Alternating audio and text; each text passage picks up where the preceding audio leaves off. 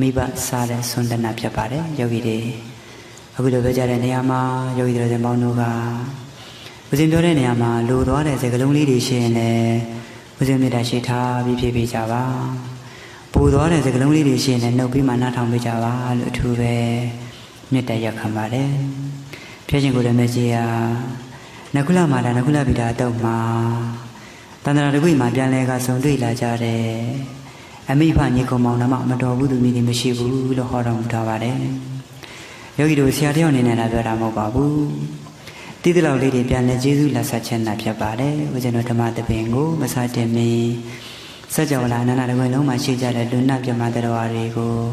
တညီတညွတ်တဲ့မေတ္တာတက်လိုင်းလေးတွေပို့မှာဖြစ်ပါတယ်သတော်ကောင်းပေါင်းတို့ငါဤသက္ခုအကြည်အစင်သက္ခုဝိညာဏတဘေးရန်ကင်းကွာကိုယ်စိတ်နှပြကျမ်းမာချမ်းသာခြင်းကိုလိုရှိသလိုသတ္တဝါအနန္တတို့ဤသက္ခုအကြည်အစင်သက္ခုဝိညာဏတဘေးရန်ကင်းကွာကိုယ်စိတ်နှပြကျမ်းမာချမ်းသာကြပါစေငါဤသောတာအကြည်အတံသောတာဝိညာဏတဘေးရန်ကင်းကွာကိုယ်စိတ်နှပြကျမ်းမာချမ်းသာခြင်းကိုလိုရှိသလိုသတ္တဝါအနန္တတို့ဤသောတာအကြည်အတံသောတာဝိညာဏတဘေးရန်ကင်းကွာကိုယ်စိတ်နှပြကျမ်းမာချမ်းသာကြပါစေငါဤဂာနအကြည်အနံဂာနဝိညာဏတဘေးရန်ကင်းကွာကိုယ်စိတ်နှပြကျမ်းမာချမ်းသာခြင်းကိုလိုရှိသလိုတတ္တဝါအနန္တတို့ဤဂာနအကြည်အနံဂာနဝိညာဏတဘေးရန်ကင်းကွာကိုယ်စိတ်နှပြကျမ်းမာချမ်းသာကြပါစေငါဤဇေဝကြည်အရာသာဇေဝဝိညာဏတဘေးရန်ကင်းကွာကိုယ်စိတ်နှပြကျမ်းမာချမ်းသာခြင်းကိုလိုရှိသလိုသတ္တဝါအနန္တတို့ဤဇေဝကြည်အရာသာဇေဝဝိညာဏတဘေးရန်ကင်းကွာကိုယ်စိတ်နှပြကျမ်းမာချမ်းသာကြပါစေငါဤကာယအကြည်ဖတ္တဗာယုကာယဝိညာဏတဘေးရန်ကင်းကွာကိုယ်စိတ်နှပြကျမ်းမာချမ်းသာခြင်းကိုလိုရှိသလိုသတ္တဝါအနန္တတို့ဤကာယအကြည်ဖတ္တဗာယုကာယဝိညာဏတဘေးရန်ကင်းကွာကိုယ်စိတ်နှပြကျမ်းမာချမ်းသာကြပါစေငါဤမနောအကြည်ဉာဏ်တွေစရာမနောဝိညာဏတဘေးရန်ကင်းကွာကိုယ်စိတ်နှပြကျမ်းမာချမ်းသာခြင်းကိုလိုရှိသလိုသတ္တဝါအနန္တတို့ဤမနောအကြည်ဉာဏ်တွေစရာမနောဝိညာဏတဘေးရန်ကင်းကွာကိုယ်စိတ်နှပြကျမ်းမာချမ်းသာကြပါစေသာသာသာ အာလန္တရာကောင်းများလက်ဦးချီလေးချလို့ရပါပြီချမ်းသာတဲ့ဣရိယာပုဖြစ်တရားတော်ကိုနိုင်ပါပြီတရားကောင်းပေါင်းတို့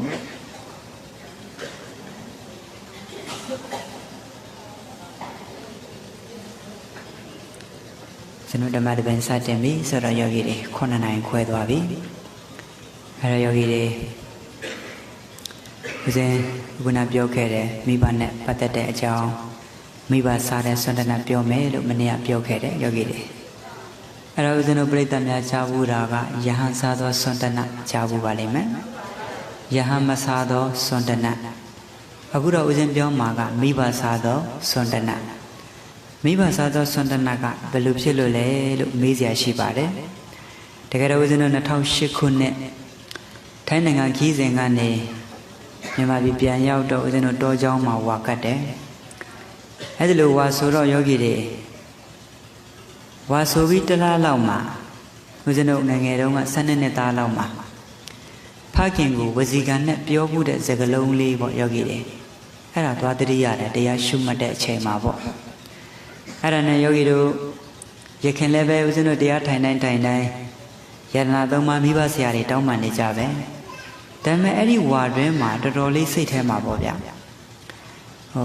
အဖေကိုပြောခဲ့တဲ့စကားလုံးနဲ့ပတ်သက်ပြီးမှပူလောင်မှုလိုခံစားရတယ်အဲ့နဲ့ချက်ချင်းဦးဇင်းတို့ဝါပန်ပြီးတော့မှတောင်ကြီးတန်ကြွတောင်ကြီးဦးဇင်းတို့နောင်တော်ကြီးအိမ်မှာမိဘနှစ်ပါးပုံကဘုရားရှင်အောက်မှာရှိတော့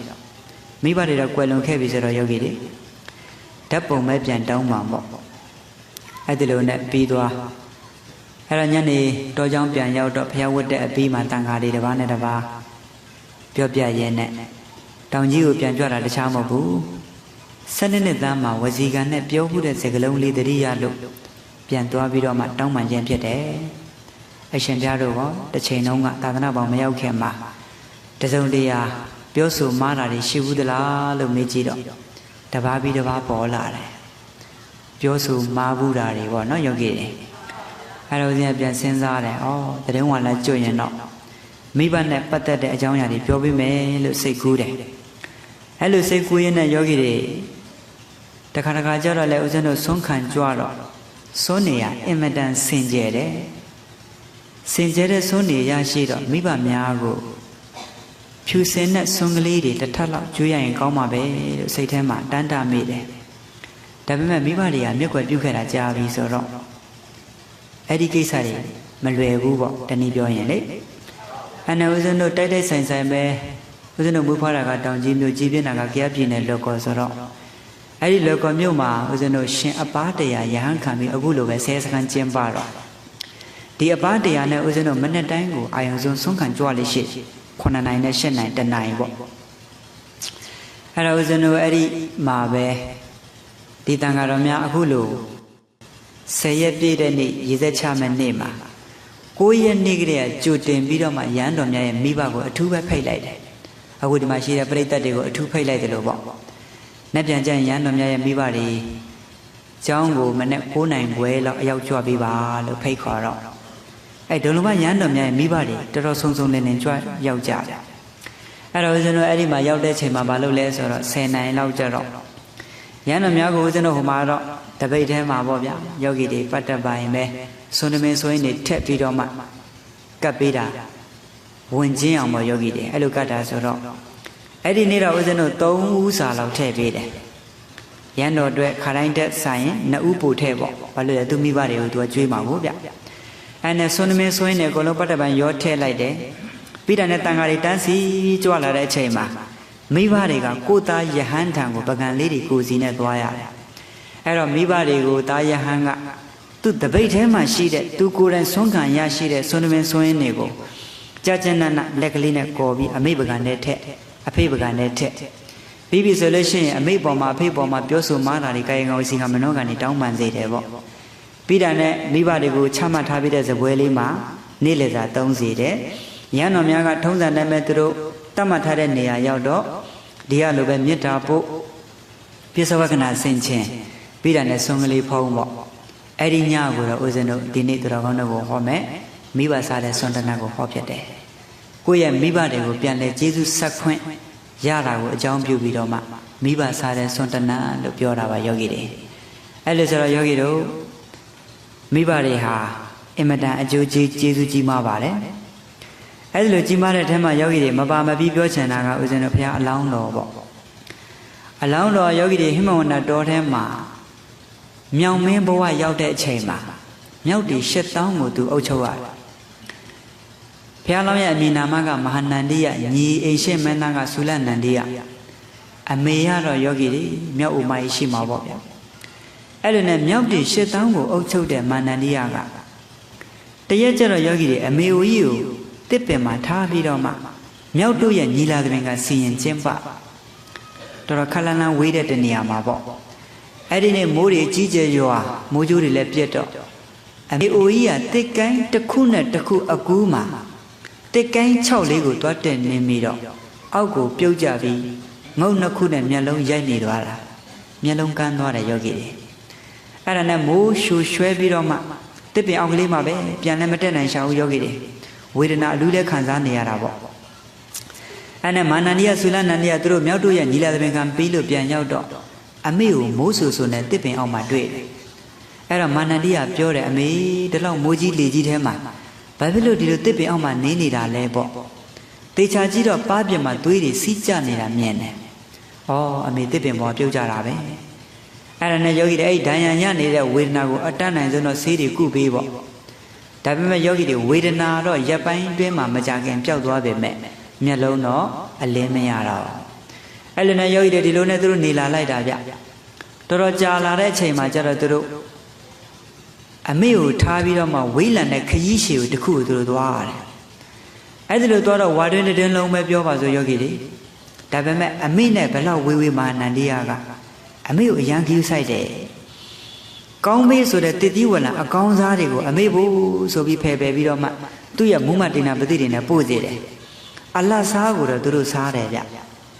အဲ့လိုနဲ့တရက်ကျတော့အပြုသဘောဆောင်တဲ့ကိစ္စဘာလေးကြုံလာလဲဆိုတော့မာနန္ဒီယရဲ့မိဖုရားမာကမိဖွားဖို့အချိန်လဲနီးနေပြီအမေဖို့ပို့ပေးတဲ့အကောင်းမေးဆိုတဲ့တတိဝလံအစီဩဇာပြေဝတဲ့တတိတွေကိုမိဖုရားကစားမိရတာဖြစ်သွားတယ်သူတို့စားနေကြအလတ်စားကိုတော့အမေဖို့ဆိုပြီးပို့ပေးရှာတယ်အဲ့ဒါကိုပို့ပေးတဲ့မူမတ်တွေကအဲ့ဒီအလတ်တွေကိုသူတို့သုံးပြီးအမေအတွက်ကြတော့အနုနဲ့အရင်ပဲရောက်တယ်အဲ့တော့ယောဂီတွေသတင်းဝါလာကျွတ်တော့ကဲထုံးစံနဲ့အမေကိုလာကြတော့တာပေါ့မာနန္ဒီယသုလနန္ဒီယကြည့်လိုက်တော့အမေဟာအယိုးပေါ်ရည်တင်းနေပြီအဲ့တော့မာနန္ဒီယတော်စိတ်မကောင်းဘူးအမေကျမ်းမာရေးမကောင်းဘူးလားအာဟာရတပ္ပယမမျှဘူးလားဥရုတပ္ပယမမျှဘူးလားဒါရဲ့ငါကျမ်းမာရေးကောင်းပါတယ်ဥရုတပ္ပယလည်းမျှပါတယ်အာဟာရတပ္ပယမမျှဘူးတဲ့ဟာဘာဖြစ်လို့လဲအာဟာရနဲ့ပတ်သက်ပြီးမှကျွန်တော်တို့ကအမေဖို့ဆိုပြီးကောင်းမေးဆိုတဲ့အစီဩဇာပြေဝတဲ့တစ်သီးတွေကိုအမေကိုဥဥဖြားဖြားပို့ပေးတယ်လေအေးမင်းတို့ပို့တယ်တော့ဘလို့ပို့တယ်မသိဘူးတဲ့ငါရှိရောက်တာကအနုနဲ့အရင်ပဲရောက်တယ်တဲ့အဲ့ဒါနဲ့အကြောင်းကိုပြန်ဆန်းစစ်လိုက်တော့မိဖုရားချိန်တာတွေ့တယ်တဲ့နံပါတ်နဲ့နံပါတ်မုံမတ်တဲ့ချိန်တာတွေ့တော့ကဲအမေဖို့အနုနဲ့အရင်ပဲရောက်တာကိုသိရတဲ့အချိန်မှာတော်တော်စိတ်မကောင်းဖြစ်သွားတယ်အဲ့ဒါနဲ့မာနန္ဒီရဲ့ဆုံးဖြတ်ချက်တစ်ခုချတယ်ကဲမထူးတော့ဘူးငါတသက်လုံးအမေကိုပဲအနိကပြုစုလုပ်ကြွေးမယ်ကဲညီသုလနန္ဒီရဲ့အိရှင်မင်းသားကိုပြောတယ်ငါညီမေဒီနေ့ကစပြီးတိုင်းပြည်အုပ်ချုပ်မင်းလုပ်တော့ငါအမေဦးကိုပြုစုလုပ်ကြွေးမယ်ဟာနောင်တော်ကြီးဒီလိုမပြောပါနဲ့နောင်တော်ကြီးကဆက်လက်ပြီးတော့မှဒီမြောက်ချက်တောင်းကိုအုပ်ချုပ်ပါညီတော်သားလည်းအမေကိုအနိကပြုစုပြစီမဟုတ်ဘူးကွအကိုကြီးအဖရာဖြစ်တယ်နောင်တော်ကြီးကပဲအမေကိုအနိကပြုစုပြစီကဲအဲ့ဒါဆိုနောင်တော်ကြီးဒီလိုမပြောနဲ့တဲ့ညီတော်နောင်တော်နှစ်ဦးလုံးကအမေကိုအနိကပြုစုမယ်တိုင်းပြည်ကိုဆွန့်ခွာကြရအောင်တဲ့အဲ့နဲ့အဲ့ဒီမြောက်ရှစ်တောင်းတို့ကိုသူတို့ဆွန့်ခွာပြီးတော့မှအမေကိုအနိကသူတို့ပြုစုဆောင်ရှောက်ကြတယ်အဲ့ဒီလိုဆောင်ရှောက်တော့တရက်ကျတော့ယောဂီတွေတဲကလူပြည်ကနေပညာတွေသင်ကြားပြီးလို့ပြန်လာတဲ့လူငယ်လေးတယောက်ကကဲယောဂီတွေမဟုတ်ဆိုးလဲဝါသနာပါတော့လေးများထမ်းပြီးတောထွက်လာတယ်နှစ်ရက်တိုင်နဲ့တားကောင်တကောင်မှမရအောင်အဲ့ဒါနဲ့ယောဂီတွေအဲ့ဒီနေ့မှမဟုတ်ဆိုးကလည်းယောဂီတွေလာနေတယ်မာနန္ဒီကအဲ့ဒီစိတ်တွေလေးလံနေတဲ့စိတ်တွေလေးလံတော့တစ်ပင်ထိတ်ဆုံးကိုတက်ပြီးရှေးနောက်တောင်မြောက်ကြည့်တော့မဟုတ်ဆိုးလေးထားပြီးလာနေတာမြင်တယ်အဲ့ဒါချက်ချင်းပဲမာနန္ဒီကအောက်ဆင်းလာသုလနန္ဒီကိုပြောတယ်ငါညီအရှိမတော့မဟုတ်ဆိုးလေးထားပြီးလာနေတယ်ဒီနေ့တော့ငါတို့မိသားစုတော့အန္တရာယ်နဲ့တွေ့နိုင်တယ်အဲ့တော့ငါညီအမေကိုဂယုစိုက်ခဲ့နော် အမေကိုစားနောင်တော်ကြီးတေပွဲဝင်ပေးမယ်အဲ့ဒီလိုပြောတယ်ညီဆွေလနန္ဒီကပြန်ပြောတယ်မဟုတ်ဘူးနန္တော်ကြီးနောင်တော်ကြီးကဆက်လက်ပြီးအမေကိုပြုစုလုပ်ကြွေးညီတော်သာလင်တေပွဲဝင်ပေးမယ်မဟုတ်ဘူးပဲညီလေးရဲ့နောင်တော်ကြီးဆိုတာအကိုကြီးဖရာဖြစ်တယ်အဲ့တော့ငါညီအနိကအမေကိုသာပြုစုစမ်းပါတဲ့အကိုတေပွဲဝင်ပြစေတဲ့အဲ့လိုပြောနေတော့မှမုတ်ဆိုးရောက်လာတော့ကဲမုတ်ဆိုးကိုရင်ဖွင့်ပေးတယ်မုတ်ဆိုးရဲ့အမေအိုတော့အသက်ချမ်းသာရာပေးပါ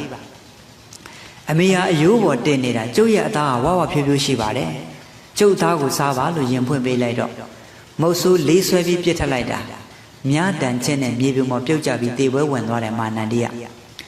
မုတ်ဆိုးကဒီသားကောင်တကောင်နဲ့သူမတင်းတင်ဘူးနောက်တစ်ကြိမ်မြားချိန်တယ်ဆူလနန္ဒီကရင်ဖွင့်ပေးတယ်မုတ်ဆိုးရဲ့အမေကိုတော့လုံးဝအသက်ချမ်းသာရာပေးပါ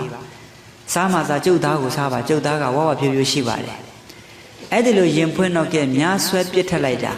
ဆူလနန္ဒီကလည်းတေပွဲဝင်သွားနောက်ဆုံးမုတ်ဆိုးကရုပ်မာတာအမေအိုတော်အသက်ချမ်းသာရာမပေးဘူးလေးဆွဲပြီးပြစ်ထလိုက်တာယောဂီတွေတားမိ3ဦးလုံးမတည်သွားဘူးလားမုတ်ဆိုးတော့ဝမ်းသာတာပေါ့တားကောင်3ကောင်ရတော့တားကောင်တစ်ခါတည်းကြောပေါ်တင်ပြန်ကဲယောဂီတွေအကုသို့ပေးဖို့အချိန်ကြပါပြီကုန်းထိတ်ကနေလမ်းကြည့်လိုက်တော့သူ့အိမ်ဟာမီးဆွဲနေပြီမုတ်ဆိုးအိမ်ကဟာငါ့အိမ်မီးထဲပါသွားပါလားသူ့ရဲ့တားကောင်ရလာတဲ့3ကောင်ကိုမြေပြင်ပေါ်ပြစ်ချပြေးပြီးမှပစ္စည်းတွေအဆွဲအဲ့တော့ယောဂီတွေသူ့ရဲ့ဇနီးနဲ့သူ့ရဲ့ရင်သွေးတွေမီးထဲကုန်ပါသွားပြီဗျအပေါ်ကမီးဆွဲနေတဲ့ထုတ်တန်းကြီးကသူ့ရဲ့နောက်စစ်ကိုရိုက်ချမကြခင်မှာယောဂီတွေမြေမြူပြီးအဲ့ဒီမှာတေဆုံးသွားတယ်အဲ့ဒီဇတ်တော်ကိုပေါင်းလိုက်တော့ယောဂီတွေမဟာနန္ဒီယကယောဂီတို့ဦးဇင်းတို့ရဲ့မြတ်စွာဘုရားအလောင်းတော်ဆူလနန္ဒီယကညီတော်အာနန္ဒာသူတို့ရဲ့အမေအိုကြီးဟာမိထွေးတော်ဂေါတမီအဲ့ဒီဘက်မှာသူတို့ကိုလောက်ကြံတက်ပြက်ခဲ့တဲ့မုတ်ဆိုးကြီးဟာတေဝတတ်တဲ့ယောဂီတွေကဲယောဂီတို့ဖះအလောင်းတော်ဟာယုံနေနဲ့တိရစ္ဆာန်ဘဝရောက်တာတော့မှအမေကိုဂရုမစိုက်ဘူးလားလူလားတိရစ္ဆာန်လားဗျအဲ့ဒါဆိုယောဂီတို့ဦးဇင်းတို့ကလူသားလည်းဖြစ်နေတယ်မြတ်ဗုဒ္ဓရဲ့အဆုံးအမတွေလည်းသိနေတယ်ဆိုတော့ကိုယ့်ရဲ့ကျေးဇူးရှင်တွေကိုအတတ်နိုင်ဆုံးအစွမ်းကုန်လောကီနဲ့ကျေးဇူးဆက်မယ်လောကုတ္တရာရည်တွေနဲ့ကျေးဇူးဆက်မယ်မကောင်းလားဗျလောကီနဲ့ဆိုတာကတော့မိမိတို့ရှာဖွေရတဲ့ဥစ္စာတွေကိုအမေကိုချမ်းချမ်းသာသာထားမယ်အဖေကိုချမ်းချမ်းသာသာထားမယ်ပေါ့ကဲယောဂီတွေကိုယ့်ရဲ့မိဘတွေတရားမသိသေးရင်တရားသိနိုင်ဖို့အတွက်ကြိုးစားပေးမယ်တရားတရားအားနေတဲ့မိဘတွေကိုတရားတရားအားကောင်းလာအောင်ကံကံကြီးအကျိုးကိုမယုံကြည်သေးတဲ့မိဘတွေကိုကံကံကြီးအကျိုးယုံကြည်လာအောင်သစ္စာတရားတွေမသိတဲ့မိဘတွေကိုကိုယ်တိုင်ကြောပိုးပြီးတော့မှဖြစ်ဖြစ်ရိတ်တာတွေကိုပို့ပေးမယ်တရားနာနိုင်အောင်ကြိုးစားပေးမယ်စခန်းတွေတွင်ပေးမယ်ဆိုလို့ရှိရင်မိဘကိုအကောင်းဆုံးနည်းနဲ့ဓမ္မနဲ့ကျေးဇူးဆက်တာဗျ။ဘာနဲ့ဆက်တာလဲ။အဲ့ဒီလိုကျေးဇူးပြုရရင်မကောင်းလားယောဂီတွေ။အဲ့တော့မိဘများရဲ့ကျေးဇူးကအရန်ကြီးမားတယ်ဗျ။မိဘကျေးဇူးကပါတယ်လေ။ကျေးဇူးကြီးမားလို့စာပေတွေကတင်စားတယ်။မိဘများဟာဗြဟ္မာနဲ့တူတယ်တဲ့။ဘာနဲ့တူတာလဲ။အဲ့တော့ဘလို့ဗြဟ္မာနဲ့တူတာလဲဆိုတော့ယောဂီတို့ဦးဇင်းတို့အမေဝမ်းကြာတိုက်မှာတန်နေဆွဲတော့ကြည်ကြည်ပေါ့ယောဂီတွေအမေဝမ်းကြာတိုက်မှာတန်နေဆွဲတဲ့ချိန်မှာအမေနဲ့အဖေဟာငါသားလေးသမီးလေးဘယ်တော့မှခြေလက်အင်္ဂါဆုံလင်စွာနဲ့လူပြည်လူလောကရောက်လာပါလိမ့်မလဲမေတ္တာလေးမမွေးမချင်းတော့ယောဂီတွေတဖွာဖွာဖြစ်နေတာအဲ့တော့ရင်သွေးလေးမွေးဖွားလာပြီတဲ့အဲ့ဒီရင်သွေးလေးရဲ့ငိုတန်နှုတ်စာလုံးငိုမယ်အညစ်ကြေးဆုံးလုံးငိုမယ်အဲ့ဒီငိုတန်ကြရင်မိဘတွေနေလို့ထိုင်လို့မရတော့အယံကရုဏာဖြစ်တာတဲ့ကဲအဲ့လိုနဲ့ကိုယ့်ရဲ့ရင်သွေးလေးတွေကိုမျက်စိရှေ့မှာခုံပေါက်ပြေးလွှားတဲ့အရွယ်လေးတွေကိုမြင်လိုက်ရရင်အယံမုဒိတာတွေပွားတယ်တဲ့အဲ့လိုနဲ့ကိုယ့်ရဲ့ရင်သွေးလေးတွေပညာသင်ပေးကြရှိတာသင်ပေးပညာတတ်ကြီးတွေဖြစ်လို့တရက်အချိန်တိုင်းအိမ်အောင်နေကြအသက်ရွယ်တွေရောက်လို့အိမ်အောင်နေကြလို့တနေ့တကြီးကိုရောက်သွားပြီဆိုလို့ရှိရင်မိဘများကရွာမှာကြံခဲ့သားသမီးကဒီပင်ရွာကိုရောက်တော့ဟောငါသားသမီးသူမိသားစုနဲ့အစင်မပြေရလားအဝေးကနေယောဂီတွေဥပ္ပခါတွေဖြစ်နေတာအဲ့လိုဆိုတော့ယောဂီတွေမေတ္တာကရုဏာမုဒိတာဥပ္ပခါပြင်မဆိုတရားပဲနှစ်ပါးအဲ့ဒီ၄ပါးနဲ့ပြည့်စုံတဲ့အတွက်မိဘများဟာဗြဟ္မာမိဘများပါတယ်လေဗျအဲ့ဒီလိုဗြဟ္မာဆိုတဲ့ဒီမိဘတွေကိုအင်မတန်ကျေးဇူးကြီးမားတဲ့မိဘတွေကိုယောဂီတို့ဦးဇင်းတို့နှလုံးသွင်းမှားလိုက်မယ်ဆိုလို့ရှိရင်ကောင်းပါမလားအဲ့ဒါကြောင့်ယောဂီတို့လောကမှာမပြင်းမတဲ့ပုဂ္ဂိုလ်မပြင်းမထိုက်တဲ့ပုဂ္ဂိုလ်10ဦးရှိတယ်လေဘယ်နှဦးလဲဗျကဲအခုနယောဂီတွေဝေယဥ္စာကုသိုလ်ရှင်တွေကဦးဇင်းတို့ယောဂီတွေကိုကြောတဲ့ချိန်မှာခင်မွန်းကြီး10ပါးမတောင်းပါဘူးလားအဲ့ဒီခင်မွန်းကြီး10ပါးကတဲ့နာမတမ္မာသမ္ဗုဒ္ဓဘုရားရှင် Nen nama Pisika Buddha, Tau nama Ega Tawaka, Mahatawaka, Li nama Yahanda, Ngan nama Ami, Chow nama Apa, Mami on Biame, De Namaga Tamadamuna Payashin, Nen Namaga Shin Pisika Buddha, Tau Namaga Ega Tawaka, Mahatawaka, Shinari Buddha Material, Shimamala Material, the Muri Warrior, Li Namaga Yahanda, Ngan Namaga Ami, Chow Namaga Apa, Konen Namaga Kusiadama. Ke yogi logi siya shire lokutra siya shire meshiula. Edi na kone namaka siya dama shin namaka putuzin tilawanta pokore. Yate yore ma ngaba tilago thay miro ma badayi dadanai kisari lote luji tumari meshiula. Ke lunge lula tema lebe te gego tilago thay mima yayi yuayi badaju dadanachu lote pokore meshina mula. Edi pokore tilawanta pokore thebo. Yandanga by Male, Winigo, Imadan, Tamutabi, Taintin at Shangon Shima de Meshula. Era Putuzin, Tilawanda, Pokore. Number Shepherd, no? Number Koga or Talo Sabu to Jesu, the Yogi Day. Editor Sabu to Jesu Shen in Nabako. Number the Sero, Tea Hojare Bogo, number the Sega. Edi Kimuni Seva, Boma, Yogi Uzeno, Nalong them Mamida Lady Shin. A chemi down my yard, Madame Mamusolution. Yogi Uzenoma, Loki, let Lutalon to the Loma Pianamu, Loco the Rajiman, the Adutiana Yabu, Malue. Kayogi, Kimuni Seva, Yemijiula. A Yejide, no? Elisraka Yogi, the Jesus and Biba Miaha, Emadan Jesus Majima Ulaga. Yogi, Twitter Pekani, no ye Pip John Ledwara, the Chala Migin and Yadala. Yogi, the Luda Miba Mabioneno. Teresa Miba lady on the Ritaji. Uma Migin Jamaya. 2 years Yendwe lady go. No Yogi. 2 years Yendwe lady go, Sasha Majula. Kayogi de Kotokodokodon, 2 years Yendwe lady go, Sasha Jude. A may look at Gemma Mikin Jiha. A sa lady go, no dealing a cocoa 2 Masavuno. Yendwe lady go, Pia lady. Edilu Piaroke, Yendwe lady Alo P1 doing a Pizzi Veula. Edi Gemma attackani, Kongingani the Karatain no Sonyeruga, when he be so. Migin Gemaya, Kotokodokodon, 2 years ye out, Yemba Outego, a town man at the Kara Pobinoma Andrego Kagwe Bede. Pago Kagwe Be. Edilu Kagwe Bede Yogi, Andre Lillobi solution Sasha Judo. The Karaka Tommy, Lomi, so Migin Gemaya. 2 Yendue, Andregani, Lupa, they say, Edi Midigo. 2 Atamana, Ayapaya, Nita, Madhula. Edilo, Nata, Atama, Miswebi, the way when not a Migin Jamai. Get a chala, Miba, and Netala. Now Yogi, Ludama Bionet, Teresa, Miba, Maku, Yendue, Boma. Ediloti, Tita, solution, Yogi. Luda Miba Soraga, Ludava, no Yogi. Krishanya Miba, Bebio, Isalanya Miba, Bebio. Hey, Nubiamana, Wararia, Miba, Bebio, Buddha, when they are Miba, Bebio, Pada Media, Miba, Bebio, Amia, Apia, Pibabe. Hodamana Yogi. Elisraka Yogi, the Chu, Gigi Bobia, Yogi. Ema Muid the Chu Nuatri Sane. Nuari Soraga, Emadan Jinji, Yome Soino Yogi, Jayan Sai Mishu Nuariale. Era di Nuaria the law, Yogi, Jinji, they Muid and Nuari. The Kale a Mamuita and Namaya, Tapa be solution, Kalimway. Payma, go Asian rain, the Zamakan a colon, way my Meduaro. 2 years Yendigo Balu Bida. Kagwe Bida. Kayogi de Penleri Matuli Matachu, Naji.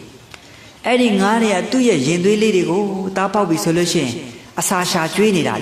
the Ojina Duanida. Echema Matolo under a net Jomizo, Migan Namaya. Bazako, a swango happy leg. 2 Yenduria, Bazapo, Colo, 2 Quibi when water. Get Yenduili a tell with the Bazago, Midoma, under a Lutania, young water. Under a Lulabi, so ma, a twin Anne, Ayapaya, Lego, Mocha like that. A dream machine need a bone only than Nadia, Johnny to be a young Yaula. The Chala, Miki and Netala. Miva Neta, as of the Gimade, no? The Jushin Jetty. Through Yenduili, Yenibi, saying. The Modia Penle below Bemiani Yandi, to let 2 sheet at Tinan in a low shade. But the lowest are D. Go to the Bazana so like, David to Pielek, to so like Pielek, the Modia Penle Cambo Luevamana. David met 2 Titi Halina, 2 Yendui lady, Chana Yavadi, Dilo Yechene Tun in a case a year of Malaguda. The Chala Migin and Netala. မိခင်မြတ်တာဗျာနော်ယောဂီတွေမိဘရဲ့မြတ်တာအလွန်ကြီးမားတယ်ဗျာနော်အဲ့ဒီလိုကြီးမားတဲ့မိဘတွေကိုယောဂီတို့ဦးဇင်းတို့ကကဲယောဂီတွေစိတ်နဲ့ပြတ်မမယ်နှုတ်ဝစီနဲ့ပြတ်မမယ်ကိုယ်နဲ့ပြတ်မမယ်ဆိုရင်လောကမှာလူတစ်လုံးသူတစ်လုံးဖြစ်နိုင်ပါမလားအဲ့တော့အများစုတချို့လေးတွေမှာမာတတ်တာလေးတွေမရှိဘူးလားယောဂီတို့ဒီနယ်တွေတော့ဦးဇင်းတို့မကြုံဘူးပေါ့နော်ဒါပေမဲ့တခြားနယ်တွေမှာတကယ်ပြတ်မာတဲ့ပုံကိုယ်တွေအများကြီးမရှိဘူးလားလောကမှာအများကြီးရှိတယ်ကဲယောဂီတွေကိုယ့်ရဲ့ကျေးဇူးရှင်တွေကိုကျေးဇူးရှင်မှာမတိတတ်တဲ့ပုံကိုယ်တွေအများကြီးမရှိဘူးလားကဲအဲ့ဒီပုံကိုယ်တွေအကြောင်းကိုနည်းနည်းပြောမယ်ဆိုတော့ဦးဇင်းတို့နောက်ယောဂီတွေပဲခူးတိုင်းအဲ့ဒီပဲခူးတိုင်းနယ်တနယ်ပေါ့ယောဂီတွေရစ်ကန်ကြီးရွာပဲပြောပါတော့တနက်ပင်နယ်အဲ့ဒီရစ်ကန်ကြီးရွာမှာနေထိုင်တဲ့ကလေးမလေးရင်ရွှေဆိုတဲ့ကလေးမအဲ့ဒီရင်ရွှေဆိုတဲ့ကလေးမလေးကယောဂီတွေအဲ့ဒီခေတ်ကတော့လေးတန်းကျောင်းသူပေါ့လေးတန်းကျောင်းသူဆိုတော့လည်းတော်တော်ကြီးမှပဲကျောင်းနေရနေတယ်တူပါတယ်အသက်ရွယ်တော့တော်တော်ရသွားပါပြီအဲ့တော့အဲ့ဒီနေ့မှာသူတို့ရဲ့ကျောင်းမှာကစုနှင်းသဘင်ရှိတယ်တနင်္ဂနွေနဲ့တနင်္ဂနွေနေ့အဲ့တော့အမေကမိတွင်ထဲမှာအဖေလှုပ်တဲ့ပုဂ္ဂိုလ်ကຢာထဲသွားနေတာအမေကသမီးကိုပါပဲသမီးရင်ရွှေဒီနေ့ညီကျောင်းမသွားနဲ့အမေဝိုင်းကူစမ်းပါဆိုတော့ကဲအမေဝိုင်းကူရှာပါတယ်အဲ့ဒီလိုကူနေတော့မှအမေကအခန်းထဲနေလမ်းပြောတယ်သမီးကိစ္စလေးတွေပြီးသွားရင်သမီးစံပြုတ်လေးကြိုပေးစမ်းပါတဲ့သမီးအဖေကကျမ်းမာရေးမကောင်းဘူးຢာထဲသွားနေတာ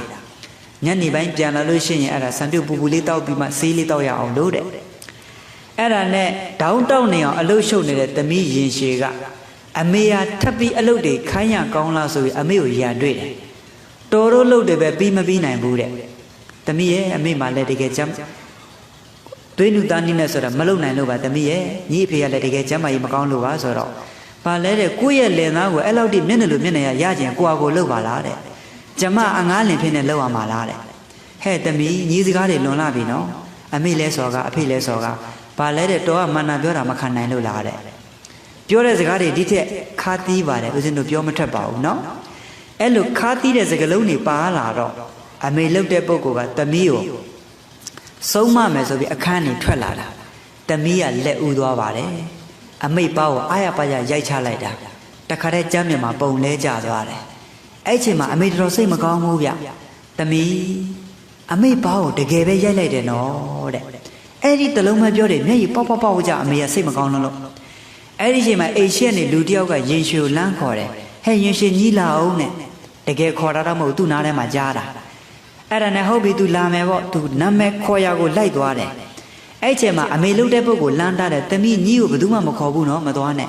မဟုတ်ဘူးတဲ့သူ့ကိုခေါ်တယ်တဲ့အဲ့ဒါနဲ့ခေါ်ရကိုလိုက်သွားရွာရဲ့အပြင်အရှိဘက်ရောက်သွားတယ်ရေကနာရောက်ခါနေမှာဟတ်ထိုးလဲသွားတယ်ပြန်ထမယ်လို့အပြုတ်မှာမြေကြီးကသူ့ခြေထောက်ကိုဝါမျိုးလိုက်ပြီအဲ့လိုနဲ့ယောဂီတွေမင်းမျိုးတယ်ဆိုတဲ့အတန်ကြားတော့ရွာထဲမှာရှိတဲ့ရွာသူရွာသားတွေရမီရဖတွေသူ့မိဘတွေလာကြည့်တော့ရေစာလွန်းလို့ရေတောင်းတယ်အဲ့ချိန်မှာအားလုံးကဝါထဲမှာတခါတည်းကြနာပုံးကိုကြိုးချီရေပြည့်ထက်ပြီးလမ်းတိုက်တယ်သူ့အရှိလဲရောက်ရေတွေကိုခန်းချောက်သွားတယ်အဲ့လိုနဲ့မြေမျိုးချလိုက်တာ9ရက်ကြာတယ်ဗျဘယ်နှရက်လဲအဲ့ဒီလို9ရက်ကြာမြေမျိုးပြီးမှကလေးမလေးအပီးပိုင်ပဲပေါ့ကွယ်လွန်နှိမ့်ဆက်ရောက်တော့အမေလှုပ်တဲ့ပုဂ္ဂိုလ်ကကိုယ့်ရဲ့သမီးကိုအပြစ်မမြင်တဲ့အပြင်ဘာစကားလေးနောက်ဆုံးပြောလဲဆိုတော့ငါသမီးရဲ့တဲ့ငါသမီးဒီလိုအဖြစ်ဆိုးနေမှကြုံမယ်မအမေသိလို့ရှိရင်သမီးကိုဒီလုပ်တွေမခိုင်းပါဘူးတဲ့အခုတော့ငါသမီးဒီဖြစ်ဆိုးနဲ့ကြုံရတာအမေကြောင့်လို့ကိုယ့်ဟာနဲ့ကိုယ်ရမတ်စီတီးပြီးမှအာရပါရငိုကြွေးရှာတယ်ဗျတခြားလားမိဘရဲ့မြတ်တာလားအဲ့လိုနဲ့နောက်တစ်ယောက်ကယောဂီတွေဦးဇင်းတို့ကြိုက်လက်နဲ့ကြိုက်ပြီးရွာပေါ့အမေကတော့ယောဂီတွေဒေါတာလိကရင်ဗုဒ္ဓဘာသာပါအဲ့တော့သားလုပ်တဲ့ပုဂ္ဂိုလ်ကချစ်ဖေတငါအလုပ်ကိုလုပ်တယ်မိုးလင်းမိုးချုပ်တငါရှာမယ်တခါတည်းမကောင်းမှုဒုစရိုက်အကုန်လုပ်ပေါ့နောက်ယောဂီတွေကြက်တိုက်မယ်အရက်တောက်မယ်လောင်းကစားလုပ်မယ်တရက်ကျတော့သူငားများတာမရတော့ယောဂီတွေအမေကိုရန်တွေ့ခမကြီးဒီဘာသာရေးလုပ်တွေလုပ်မနေနဲ့ဗျာတဲ့အမေကဘာသာရေးတာအကိုင်းဆိုင်တာကိုခမကြီးကဖရာတရားလုပ်လေကျုံနဲ့ငားနဲ့ဝေးရလေပဲတဲ့အဲ့လိုရန်တွေ့တော့အမေခမလေးဖရာဝတ်ပြုတာတော့ဗတိလေးစိတ်တာတော့သားလေးမတိတဲ့ချိန်မှာတိတ်တိတ်တူးတူးတသားလေးပြုရတယ်တရက်ကျတော့မနဲ့၄နိုင်လောက်ထပ်ဖျားဝူးပြုနေတဲ့အမေအဲ့တော့9နိုင်လောက်ကျတော့ယောဂီသုံးမုံနဲ့အဲ့ရထလာတဲ့ချစ်ပေရအမေကိုဖျားစဉ်အောက်မှာလဲတွေ့ရောဒေါသအမျက်ချောင်းချောင်းထွက်ပြီးတော့မှခမည်းကြီးကကျုပ်စကားတော်တော်နားမထောင်တဲ့ဖွားကြီးပဲတဲ့ အနောက်ကနေသွားပြီးမှနောက်ကျောကိုစောင့်ပြီးကန်ထက်လိုက်တာအင်္ဂနဲ့ကြမ်းပြန်မှလဲကျသွားတယ်ဒါလောက်တောင်ပြောမရတဲ့အဖွာကျုပ်ဓာလက်ချက်နဲ့ခမကြီးဒုက္ခရောက်မယ်တဲ့ထရမှာချိတ်ဆွဲထားတဲ့ငကြီးတောင်ဓာကြီးနဲ့လိုက်တာအမေအပြေနောက်ကသားကလိုက်ကဲကြပါဦးကျုပ်သားချစ်ပြီးနောက်ကနေဓာနဲ့လိုက်နေတယ်ပေါ့ရမီရဖတွေလည်းလိုက်လာမိုးတွေလည်းအကြီးကျယ်ကျွမိုးကြိုးတွေလည်းပြစ်ပေါ့ဗျာအဲ့ဒါနဲ့ယောဂီတွေရွာရှိတဲ့လူကြီးတွေလည်းအနာမကရဲဘူးဟိုမှာဓာကင်ထားတာကိုအဲ့ဒါနဲ့ရွာရဲ့အပြင်မဲ့ရောက်တော့အမေမပြေးနိုင်တော့ဘူးအရန်မောလွန်းလို့အဲ့ဒါနဲ့ယောဂီတွေအမေကလည်းလဲသွားပြီအဲ့တော့သူ့သားလေးကိုလမ်းတားတယ်လူလေးမလုံးနဲ့မင်းကန်ကြီးထိုက်လိုက်မယ်အဲ့ဒါနဲ့ကဲခမကြီးပြေးနိုင်သေးလားပြေးလေတဲ့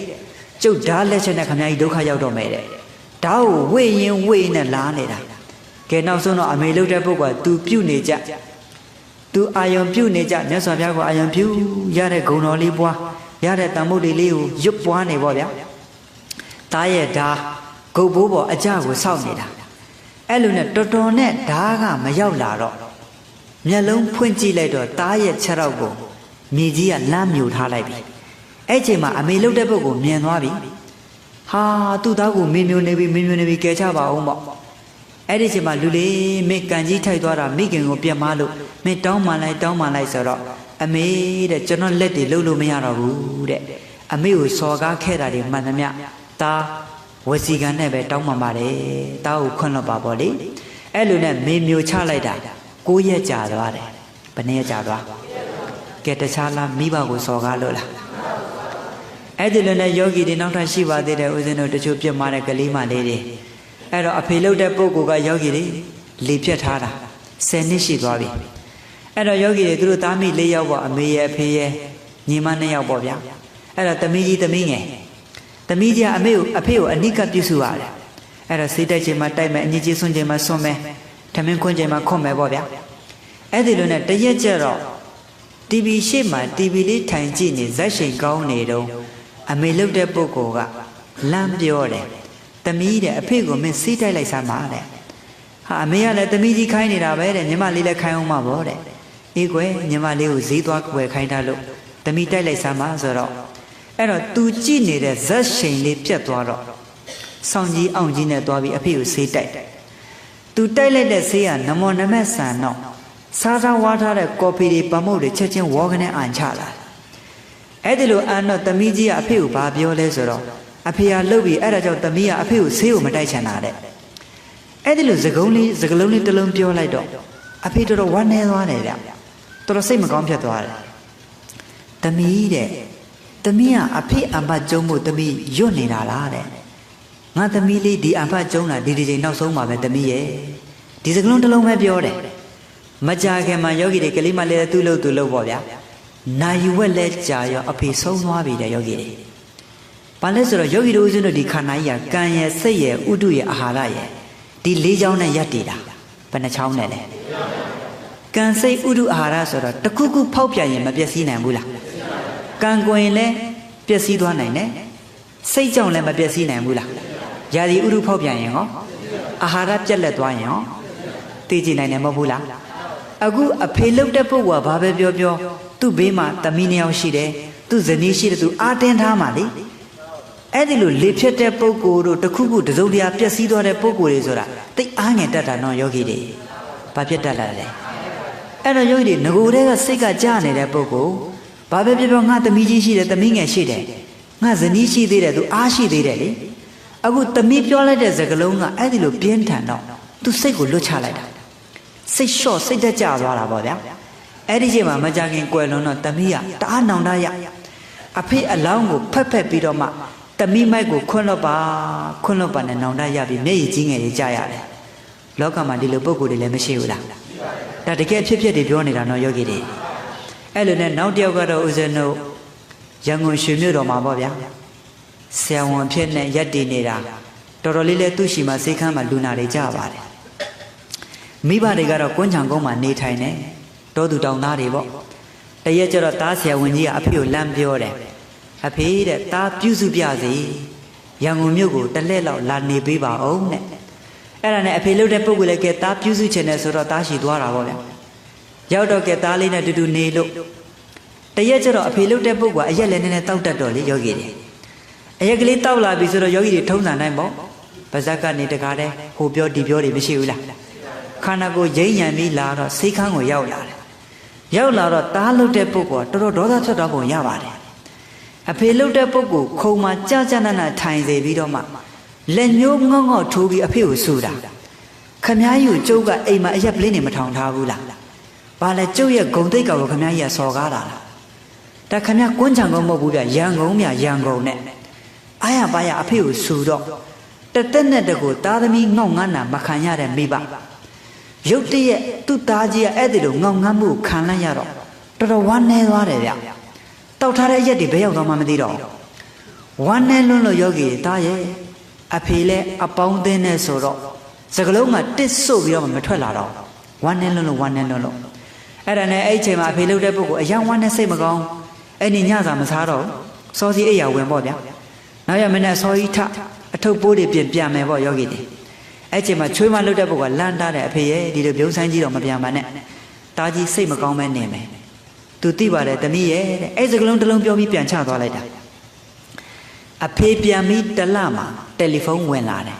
အဖေဆုံးသွားပြီတဲ့ယောဂီတွေအဲ့ဒါနဲ့ဆရာဝန်ဇနီးမောင်နဲ့ချက်ချင်းရွာထဲကိုလိုက်သွားတော့အဖေလောင်းကြီးဆန်ထားအဲ့ချိန်မှာလူသူရှင်းတော့မှအမေကိုဆရာဝန်ကြီးကမေးတယ်အမေသားနဲ့ပတ်သက်ပြီးအဖေဘာများပြောသွားတယ်လဲပေါ့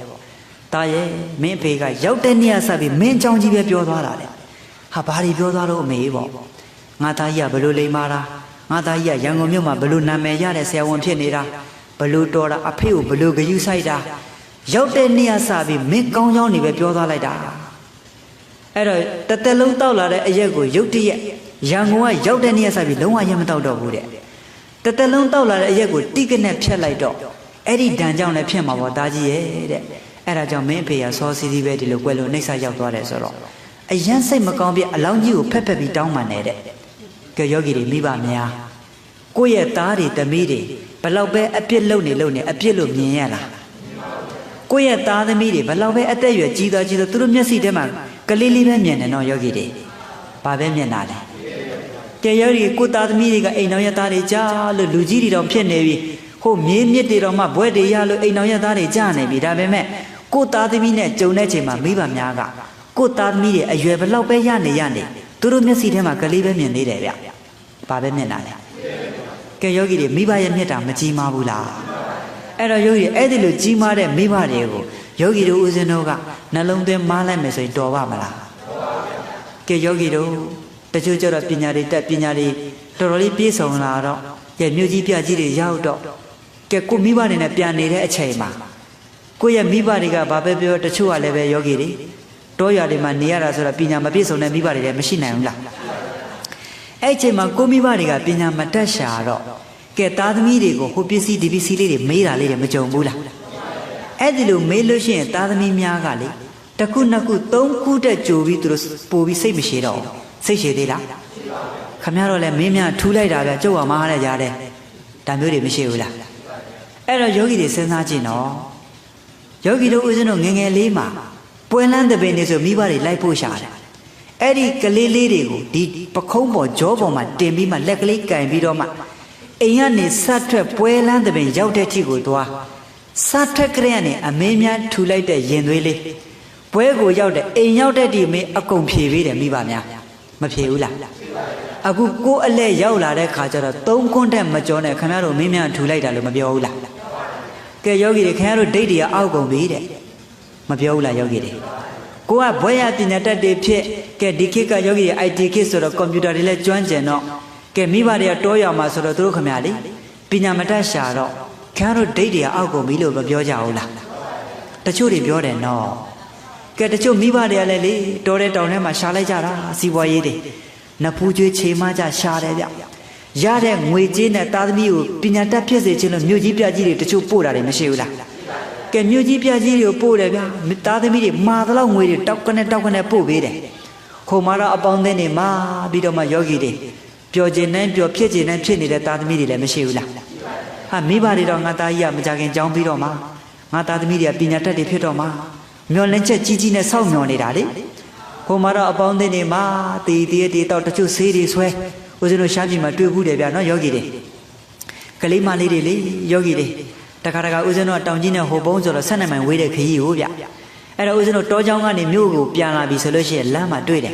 ကလေးမလေးတွေဘာတွေလုပ်လဲဆိုတော့ယောဂီတွေသူတို့အပေါင်းအသင်းနဲ့စိုက်ကယ်တွေအုပ်စုလိုက်နဲ့တေချာကြည့်လိုက်တော့ယောဂီတွေမျက်နှာကမမှန်ဘူးဗျတီတီရက်တွေတောက်ပြီးမူးပြီးတော့မှကလေးမလေးတွေနော်ယောဂီတွေအဲ့ဒါယောဂီတို့တက္ကသိုလ်ကျောင်းမှာပြီးပြီဆိုတော့သူတို့သွားလိုက်ကြတာဦးဇင်းတို့ဟိုပုံးများယောဂီတွေသူတို့ရေထွက်ရှိတာဟုတ်ဗျရေထွက်မှရေလာချိုးကြအဲ့လိုဆိုတော့ယောဂီတွေကလေးမလေးတွေကောကောင်လေးတွေကောင်မလေးတွေအရက်ကလေးတွေတော့တချို့ဆိုလို့ရှိရင်ဆေးဆွဲတဲ့အဆင့်တွေရောက်လာတယ်။ဘာတွေဆွဲလာတာလဲ။ကဲယောဂီတွေမိဘတွေရေမကြိုးရဘူးလား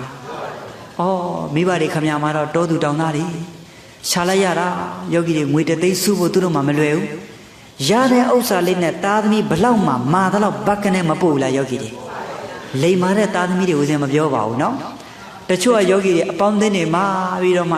ဖြစ်ကြတဲ့ဖြစ်ဈေးတွေဆွဲအရက်တွေတောက်ဒီလိုနဲ့ယောဂီတွေပျက်စီးနေတဲ့ကလေးလေးတွေမရှိဘူးလားလောကမှာအဲ့ဒီကလေးလေးတွေတန်ဝေကအမြန်ယူတဲ့နယ်ဗျာနော်ယောဂီတွေအဲကြောင့်ယောဂီတို့ငယ်ငယ်ကလေးကလေးကကိုယ့်ရဲ့ရင်သွေးလေးတွေကိုဘာသာသာသနာအတိတွေနှလုံးထဲကိုထည့်ပေးလိုက်ရမကောင်းဘူးလားဦးစင်းကနေမှကိုဇော်မိုးတို့မိသားစုဝမ်းသာတာနော်တခြားမဟုတ်ဘူးဆရာမတို့ကကိုယ့်ရှိရောက်လာတဲ့ရင်သွေးလေးတွေဟာကိုယ့်ရဲ့ရင်သွေးလေးတွေကိုပညာရေးနဲ့ပတ်သက်ပြီးတော့မှကဲပြစ္ဆုတ်ပံတဝတ္တနစာပါပညာရေးဆိုတာကတော့လေအဲ့ဒီပညာရေးတွေကိုလည်းပေးလိုက်တယ်လို့သူတို့ရဲ့တဏှာရေးအတွက်ပါတခါလဲသူတို့ရဲ့နှလုံးမှာဖျားတီးပေးလိုက်တာဗျ။ဘာတီးပေးလိုက်တာလဲ။ကဲကိုပြုတဲ့ဒါနမှုတွေကိုပြုတဲ့သီလတွေကိုလုပ်တဲ့ဘာဝနာလမ်းကြောင်းတွေကိုဒီရင်သွေးလေးတွေကိုကိုရှိတဲ့ကျောင်းသူကျောင်းသားတွေကိုလက်တွဲပြီးတော့မှသွားတော့သူတို့တွေလည်းလူရကောင်းမှန်းသိသွားတယ်။တရားနာရကောင်းမှန်းသိသွားတယ်။ဟာဝိပဿနာအားထုတ်ရကောင်းမှမသိသွားဘူးလား။အဲ့ဒါယောဂီတွေကြီးကျယ်တဲ့အကျိုးပဲပေါ့ယောဂီတွေတကယ့်ကိုနော်ဒီရင်သွေးလေးတွေကိုနှလုံးထဲကိုဖျားတီးပေးလိုက်တာသူတို့တဏှာရေးကိုပါကိုကတခါတည်းကယ်ထုတ်လိုက်တာမဟုတ်ဘူးလားအပယ်လေးပါးကိုပိတ်ပေးလိုက်တာမဟုတ်ဘူးလားယောဂီတွေအကျိုးမများဘူးလားဗျအင်မတန်အကျိုးများတယ်နော်ယောဂီတွေအဲ့လိုဆိုတော့ယောဂီတွေမိဘရဲ့ကျေးဇူးကမကြီးမားဘူးလားအဲ့ဒီကြီးမားတဲ့မိဘတွေကိုယောဂီတို့ဥစဉ်တော့နှလုံးသွင်းမလိုက်မစို့ကောင်းနိုင်ပါမလားမကောင်းနိုင်ဘူးနော်အဲ့လိုနဲ့ယောဂီတွေနောက်တစ်ယောက်ရှိပါသေးတယ်ဥစဉ်တို့ဟိုးဟင်္ဒရနယ်မှာဟင်္ဒရနယ်ဆိုဒီဘက်နဲ့နီးတယ်သိမှာပေါ့ယောဂီတွေကြာလဲကြာခဲ့ပြီးပါပြီအဲ့ဒီကလေးမလေးကမညွတ်မေတဲ့ယောဂီတွေအဲ့ဒီညွတ်မေဆိုတဲ့ကလေးမလေးဟာအမေလှုပ်တဲ့ပုဂ္ဂိုလ်ဒေါခင်ကြီးကတော့အကြော်ကြော်ရောင်းစားတဲ့ဘောတော်တော်ဆင်းရဲပါတယ်မိသားစုပါလေအဲ့ဒီလိုယောဂီတွေချွတ်ချွတ်တက်တက်နဲ့အကြော်ကြော်ရောင်းစားသမီးလှုပ်တဲ့ပုဂ္ဂိုလ်9တန်းကျောင်းသူပေါ့အဲ့တော့တရက်ကျတော့အမေကိုသမီးလေးကဗာလေးပူဇာလဲဆိုတော့အမေသမီးအင်္ဂလိပ်ကျောင်းတက်ချင်တယ်တဲ့အရင်တော့ကဦးဇင်းတို့မြန်မာနိုင်ငံမှာအင်္ဂလိပ်ကျောင်းတွေရှိတယ်နော်မရှိဘူးလားယောဂီတွေအဲ့ဒီလိုတက်ချင်တယ်ဆိုတော့အမေဟာရှင်းပြောရင်ယောဂီတွေမထားပေးနိုင်ပါဘူးဘူးတိကျော်ရောင်းစားတဲ့ဘဝဗျာစာဝတ်နေရေးရှိသေးတဲ့သမီးလေးပညာရေးရှိသေးတယ်မထားပေးနိုင်ပါဘူးဒါပေမဲ့သမီးတောင်းဆိုတာကိုမထားပေးနိုင်ဘူးဘယ်တော့မှမပြောရတဲ့သမီးထားပေးမယ်တဲ့အဲ့တော့သမီးကိုအင်္ဂလိပ်ကျောင်းကို၄တန်းကနေပြန်ထားအဲ့တော့ယောဂီတွေဒီသမီးလေးကအင်္ဂလိပ်ကျောင်းမှာ၄တန်းကနေစတဲ့အမေကဘာလုပ်လဲဆိုတော့ဘူးတိကျော်ကိုနေရကလက်ရောက်နေသူများအိမ်မှာသွားပြီးအဝတ်ဖွတ်တဲ့အလုပ်ကိုလုပ်တယ်ကြမ်းတိုက်တဲ့အဝတ်လျှော်တယ်တနည်းပြောရင်အိမ်ဖော်အလုပ်ပေါ့ယောဂီတွေအဲ့ဒီလိုလဲလုပ်တယ်သမီးကိုတော့စိတ်ချမ်းတောင်ဘာပြောလဲဆိုတော့သမီးတဲ့ငါသမီးလေးအင်္ဂလိပ်ကျောင်းတက်နိုင်ဖို့တဲ့အမေလေးတဲ့ဘူးတိကျော်ရောင်းစားတာနဲ့မလောက်တော့သမီးရဲ့တဲ့သူများအိမ်မှာသွားပြီးဆေးလိပ်ဖင်စီကညှက်တဲ့အလုပ်ကိုလုပ်တယ်တဲ့ဆေးလိပ်ဖင်စီကညှက်တာမြင်ဘူးမှာပေါ့အဲ့ဒါလေးလုပ်တယ်တဲ့သမီးစိတ်ဆင်းရဲမှကိုမလိုလားလို့နော်လုပ်နေတာကတခြားလားအိမ်ပေါ်လုပ်လားတခြားလားမိဘမြတ်တာလားအဲ့ဒါနဲ့သမီးလေးကိုကြောင်းထားလိုက်တဲ့အင်္ဂလိပ်ကျောင်းမှာ10တန်းကျောင်းပြီးသွားတယ်အဲ့ဒီလို10တန်းပြီးတော့ကဲဘာပဲပြောယောဂီတွေသူက10တန်းဆိုတော့အင်္ဂလိပ်ကတိတ်ကောင်းတာဟုတ်အဲ့ဒါနဲ့ဟင်္ဒရာမြို့မှာဆေးမလေးတာဝန်ရဆေးမလေးလှုပ်တော့ကဲအမေနဲ့တခါတည်းဟင်္ဒရာမြို့ကိုတက်နေပေါ့တိုက်ခန်းလေးတစ်ခန်းငားနေအမေကအကြော်ကြော်ရောင်းသမီးကစရေးဆိုတော့ကဲယောဂီတွေဘာပဲပြောအရင်တော့ဆိုင်တော့နည်းနည်းတော့ခြောင်လာတာပေါ့ဗျာအဲ့ဒီလိုခြောင်လဲလေးဖြစ်လာတော့တရက်ကျတော့သူတို့မြို့မှာတာဝန်ကြတဲ့မြို့အုပ်ဘာမောင်ဆိုတဲ့ပုဂ္ဂိုလ်တာဝန်ရောက်လာတာဝန်ကြတာတယ်အဲ့ဒီဘာမောင်ဆိုတဲ့ပုဂ္ဂိုလ်နဲ့မညွတ်မေကလူငယ်တဘာဝမေတ္တာများတယ်မေတ္တာများတော့ကဲယုံလဲတယုံသေးဆိုတော့ကိုယ်အရာရှိဆိုတော့လေတရက်ကျတော့ကိုဘာမောင်ကဘာပြောလဲဆိုတော့မညွတ်မေ အိမ်လိုက်လေပြစီတဲ့အဲ့ချိန်မှာမညွတ်မေဘလို့တွေးလဲဆိုတော့ဟာအိမ်လိုက်လေတာတော့ဟုတ်ပြီသူစိတ်ကအတွေးကပြောပါတယ်နော်ယောဂီတွေငါမေရစံပင်ကစီမလူးပါမလူးနဲ့စံပင်ဖွာလာနဲ့အကြော်ကြော်ရောင်းစားတဲ့ဘဝအဲ့ဒီအဖြစ်တစ်နှစ်ကိုများမြင်သွားရင်ငါဟာမင်းကြော်ဖြစ်နေဝေးတော့မှာသူ့ရဲ့နှလုံးသွင်းမမှုနော်ယောဂီတွေအဲ့တော့ချက်ချင်းသူပါပြန်ပြောလဲဆိုတော့မောင်ရဲတဲ့နောက်ကျရင်တော့ရောက်မှာပါလောလောဆိုတော့မလိုက်ပါနဲ့အောင်တဲ့ဒီလိုနဲ့ပြောပြီးသူပြန်သွားတယ်တရက်ကျတော့လတော်တော်ကြာသွားတဲ့အချိန်မှာယုံပိတ်ရက်မှာကဲယောဂီတွေအိမ်လိပ်စာမေးပြီးကိုဘမောင်ရောက်လာတယ်မညွတ်မေလို့ခေါ်တော့ဟဲမောင်အိမ်လိုက်လာတယ်ပေါ့သွားခရီးဥကြိုပေါ့ဗျာကြိုလာပြီးတော့မှယောဂီတွေထိုင်စေတယ်အမေကိုကြိုပြေးပြီးတော့မှလက်ကုပ်ပြီးတော့မှမိဖို့ကြောင့်မနေလုံးဝပြင်ထွက်မလာနဲ့တဲ့တစ်ချက်လို့အမိတ်ပဲယောဂီတွေအမေလည်းဘူးမသိဗမ်းမသိမိဖို့ကြောင့်မှကုတ်နေရတာပေါ့ဗျာအဲ့ဒါနဲ့ယောဂီတွေအဲ့မှာထိုင်စကားပြောပေါ့အခန်းလေးမှာသူတို့နှုတ်ထိုင်စကားပြောတော့တော်တော်ကြာတော့အမေကအဲဝတ်ကြည်ချင်တယ်နဲ့တမီးအဲ့တဲ့ကော်ပီလေးတစ်ခွက်ဖြော်လိုက်ရမလားတဲ့အဲ့ဒီလိုပြောတော့ကဲကိုဘမောင်အတန်မကြားသွားဘူးလားဟာမညွတ်မေအဲ့ဒါဘာတူလဲအမေလားအမေဆိုရင်ခေါ်လိုက်ပါတဲ့သူစကားပြောချင်နေတဲ့အဲ့တော့မညွတ်မေဘလို့ပြန်ပြောလဲဆိုတော့ဟာအဲ့ဒါအမေမဟုတ်ဘူးတဲ့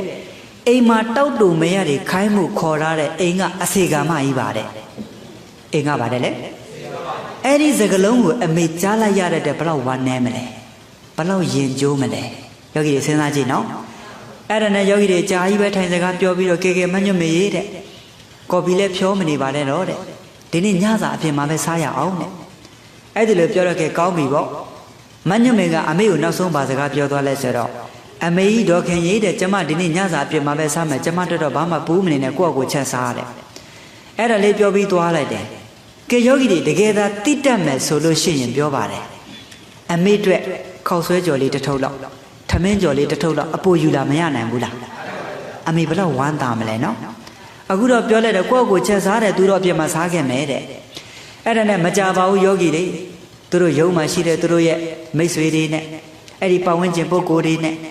ရုပ်တက်လက်မှတ်ထိုးမင်္ဂလာပွဲလေးကျင်းပသမီးမင်္ဂလာပွဲကိုအမေတီးခွင့်လည်းမရဘူးမင်္ဂလာပွဲတက်ခွင့်လည်းမရဘူးဝမ်းနေဖို့မကောင်းဘူးလားပညာတတ်အောင်တော့အမေမှလေအကျော်ကျော်ရောင်းစားပြီးတော့မှသူများအိမ်မှာအိမ်ဘော်ထုတ်လုပ်ပြီးတော့မှတင်ပေးလိုက်ရတာအခုတော့ပညာတတ်ကြီးလည်းဖြစ်သွားပြီကဲအိမ်အောင်ရသားတွေကြသမီးမင်္ဂလာပွဲကိုတဆင့်ပြောလို့သာအမေသိရတယ်သမီးကိုယ်နဲ့ပြောလို့သိရတာမဟုတ်ဘူးနော်အဲ့ဒီမင်္ဂလာပွဲကိုအမေတက်ခွင့်လည်းမရှိဘူးအဲ့လိုနဲ့ယောဂီတွေအိမ်တော်ရသားတွေကြတော့မကြခင်မှာယောဂီတွေသူ့အမျိုးသားနောက်ကိုလိုက်သွားပေါ့အမေတော်ထုံးစံနဲ့ဘူးတိကျော်ရောင်းစားတဲ့ဘဝပဲအဲ့ဒီလိုနဲ့ယောဂီတွေတရက်ကျတော့အမေရှိကိုလာလဲတယ်အမေရှိကိုလာလဲတော့ယောဂီတွေမညွတ်မေကဘာပြောလဲဆိုတော့အမေဒီအကျော်ကျော်ရောင်းစားတဲ့အလုပ်တွေမလုပ်တော့ပါနဲ့တဲ့သမီးကမင်းကြော်တဲ့မင်းကြော်ရဲ့အမေကအကျော်ကျော်ရောင်းစားတဲ့နားချလို့မှမကောင်းဘူးတဲ့နားချလို့မှပါတယ်လေအဲ့ဒါနဲ့အမေကဘာပြန်ပြောလဲဆိုတော့သမီးရဲ့အမေမှလည်းဒါလေးလုတ်တတ်တာသမီးတဲ့ဒီအကျော်မှရောင်းစားအမေဘာနဲ့နေမှာလဲတဲ့ဒါတော့တော်တယ်လို့ပေါ့တဲ့ဒါတော့ဗါလဲလေအဲ့နဲ့အမေတော်စိတ်ဆင်းရဲသွားတယ်အဲ့ဒါသမီးအမေမျက်နှာကြည့်စားမအောင်တဲ့ကြည့်တယ်ကောင်းပြီသမီးအမေပါလားအမေတော်တယ်လို့ပဲနေတော့မယ်သမီးပြန်တော့တဲ့အဲ့နဲ့သမီးပြန်ချလာတယ်ပြန်လာတော့သူ့ကိုယ်သူလမ်းမှာစဉ်းစားတယ်ဒီနေ့ကအမေကိုပြောလိုက်တဲ့စကားလုံးကပြင်းထန်သွားသလားဟာမပြင်းထန်ဘူးပြောရမယ်တဲ့မင်းကြော်ရဲ့အမေကအကျော်ကျော်ရောင်းဆောင်နားချလို့မှမကောင်းဘူးတဲ့ကိုကျော်လေးကိုတတ်လို့ပေါ့နော်အဲ့ဒီလည်းနဲ့ယောဂီတွေပြန်ပြီးမကြောက်ဘူး၄ရက်လောက်ကြာတော့အမေတတိယလို့မညွတ်မေအိမ်လာလဲတယ်လာလဲတော့အမေကိုမတွေ့တော့ဘူးမရှိတော့နည်းနည်းစိတ်ကထိတ်သွားတာပေါ့ဗျာအဲ့ဒါအမေပဲများသွားတယ်လေပေါ့ဟိုဘက်ဒီဘက်ရှာလဲမတွေ့ဘူးဘေးမှာရေထမ်းရောင်းစားတဲ့ကလားလေးကအမေရေးသွားတဲ့စာလေးကိုလာပေးရှာတယ်ကဲမညွတ်မေတဲ့မညွတ်မေရဲ့အမေရေးသွားတဲ့စာလေးကြည့်ပါတဲ့အမေခမလေးယောဂီတမီးကိုတော့ပညာတက်ကလေးဖြစ်အောင်ယူဆိုင်ရှာတယ်နော်သူကိုနိုင်တော့စာလေးရေးတာတပ်ပုံတော့မအောင်မရေးနိုင်ရှာအောင်အဲ့မှာအမေရေးထားတဲ့စာလေးကိုဖောက်ပါလိုက်တဲ့တမီးညွတ်မေတဲ့အမေသဘောပေါက်သွားပါပြီတမီးရဲ့တဲ့ကိုမွေးတဲ့တမီးဆိုတော့သဘောပေါက်တာပါတမီးတဲ့ငါသမီးကအမေကိုအမေလို့ခေါ်ရမှာရှက်နေတယ်အဲ့တော့ငါသမီးလေးအရှက်မရစေဖို့အမေရှောင်ပေးပါမယ်ကွယ်တဲ့ငါသမီးလိမ့်လိမ့်ပါနေတော့တဲ့ငါသမီးဂုံတိတ်ကမထိခိုက်ဖို့တဲ့အမေရှောင်ပေးမယ်အဝေးကနေပဲနေပါမယ်သမီးရဲ့အဲ့ဒါလေးရေးထားတဲ့စာက အဲ့ဒီစာလေးကိုဖတ်ပြီးတော့မျက်ရည်ပေါက်ပေါက်ကြတယ်ဗျကလေးမလေးကမားသွားပြီငါရဲ့လွတ်ရက်တွေလွန်သွားပြီဗောအခုကြမှာအဲ့ဒါနဲ့အမေအိတ်တဲ့အိတ်ခမ်းလေးကိုသွားချိတ်ထားတဲ့ပရီလေးကိုပွေးပိုက်ပြီးတော့မှငါရဲ့လွတ်ရက်တွေမားသွားပြီလို့အယံဝမ်းနဲ့ပူဆွေးသွားတယ်အဲ့နဲ့ချက်ချင်းပဲသူ့ရဲ့လင်သားလုပ်တဲ့ကိုမမောင်ပွင့်ပွင့်လင်းလင်းပြောပြတယ်အမေရင်းကိုစော်ကားမိတဲ့အကြောင်းအယံကိုမားသွားတဲ့အကြောင်းတွေပြောတော့ကဲမညွတ်မေတဲ့ဘာမှစိတ်တော့ကမဖြစ်ပါနဲ့တဲ့အဲ့တော့အခုလိုဖြစ်သွားတဲ့ကိစ္စတွေဟာဒါပြီးသွားပါပြီဒီအမားကိုမားသိရင်ဒါမင်္ဂလာတစ်ပါးပဲတဲ့ကဲအမေကိုရွာမှာသွားခေါ်ရအောင်နဲ့တော့ခေါ်မယ်ဆိုပြီးချက်ချင်းကားလေးထုတ်ပြီးရွာကိုလိုက်သွားတယ်စိတ်ထဲမှာတော့မညွတ်မေတွေးတာပေါ့အမေကိုဘယ်လိုဂရုစိုက်မယ်ဘယ်လိုပြုစုလုပ်ကြွေးမယ်အဲ့လိုနဲ့တလန်းလုံးသူတွေးလာတာရွာရောက်တော့ကဲယောဂီတွေသူတို့အိမ်ဟောင်းလေးကိုရောက်တယ်တကားလေးကိုလှက်ကြည့်လိုက်တော့အမေကခွေလေးအိတ်နေတာပေါ့ဗျာအဲ့ဒါနဲ့အားရပါရအမေကိုသွားပွေးပိုက်ပြီးတော့မှအမေသမီးပြန်လာပြီပေါ့အဲ့ချိန်မှာအမေဟာငါသမီးပြန်လာပြီလားတဲ့သမီးလေးပါနေတော့ဒီစကလုံးတစ်လုံးလေးမာပြီးတာနဲ့ဇက်ကလေးကျိုးသွားတယ်ဆုံးသွားရှာတယ်ယောဂီတွေအဲ့ချိန်မှာအမေကိုအားရပါရဖက်ပြီးတောင်းပါနဲ့ယောဂီတွေအဲ့တော့နောင်လာနောက်သားတွေသူ့လိုမဖြစ်ဖို့ဆိုပြီးမှပြန်လဲပြီးမှလူငယ်လေးတွေနဲ့စုံတိုင်းမညွတ်မေတယောက်ကဒီလိုပြောလို့ရှိတယ်ကဲလောကမှာဒီလိုပုဂ္ဂိုလ်တွေမရှိကြဘူးလားတဟင်းသရမှာတကယ်ဖြစ်ခဲ့တာနော်ကဲဆယ်တန်းကျောင်းသူတွေပါရင်ပါလိမ့်မယ်9တန်းမှာလား10တန်းမှာလား10တန်းမှာနော်အဲ့လိုဆိုတော့ယောဂီတွေလောကမှာဒါမျိုးပုဂ္ဂိုလ်တွေမရှိဘူးလားကိုယ့်ရဲ့မိဘတွေကိုလေစော်ကားမော်ကားလောက်တာလေတချို့လဲမိဘတွေအိုဇာတာမကောင်းရှာဘူးဗျအိုဇာတာမကောင်းတာသမီးအိမ်တက်နေတဲ့မိဘတွေမရှိဘူးလားသားအိမ်တက်နေတဲ့မိဘကမရှိဘူးလား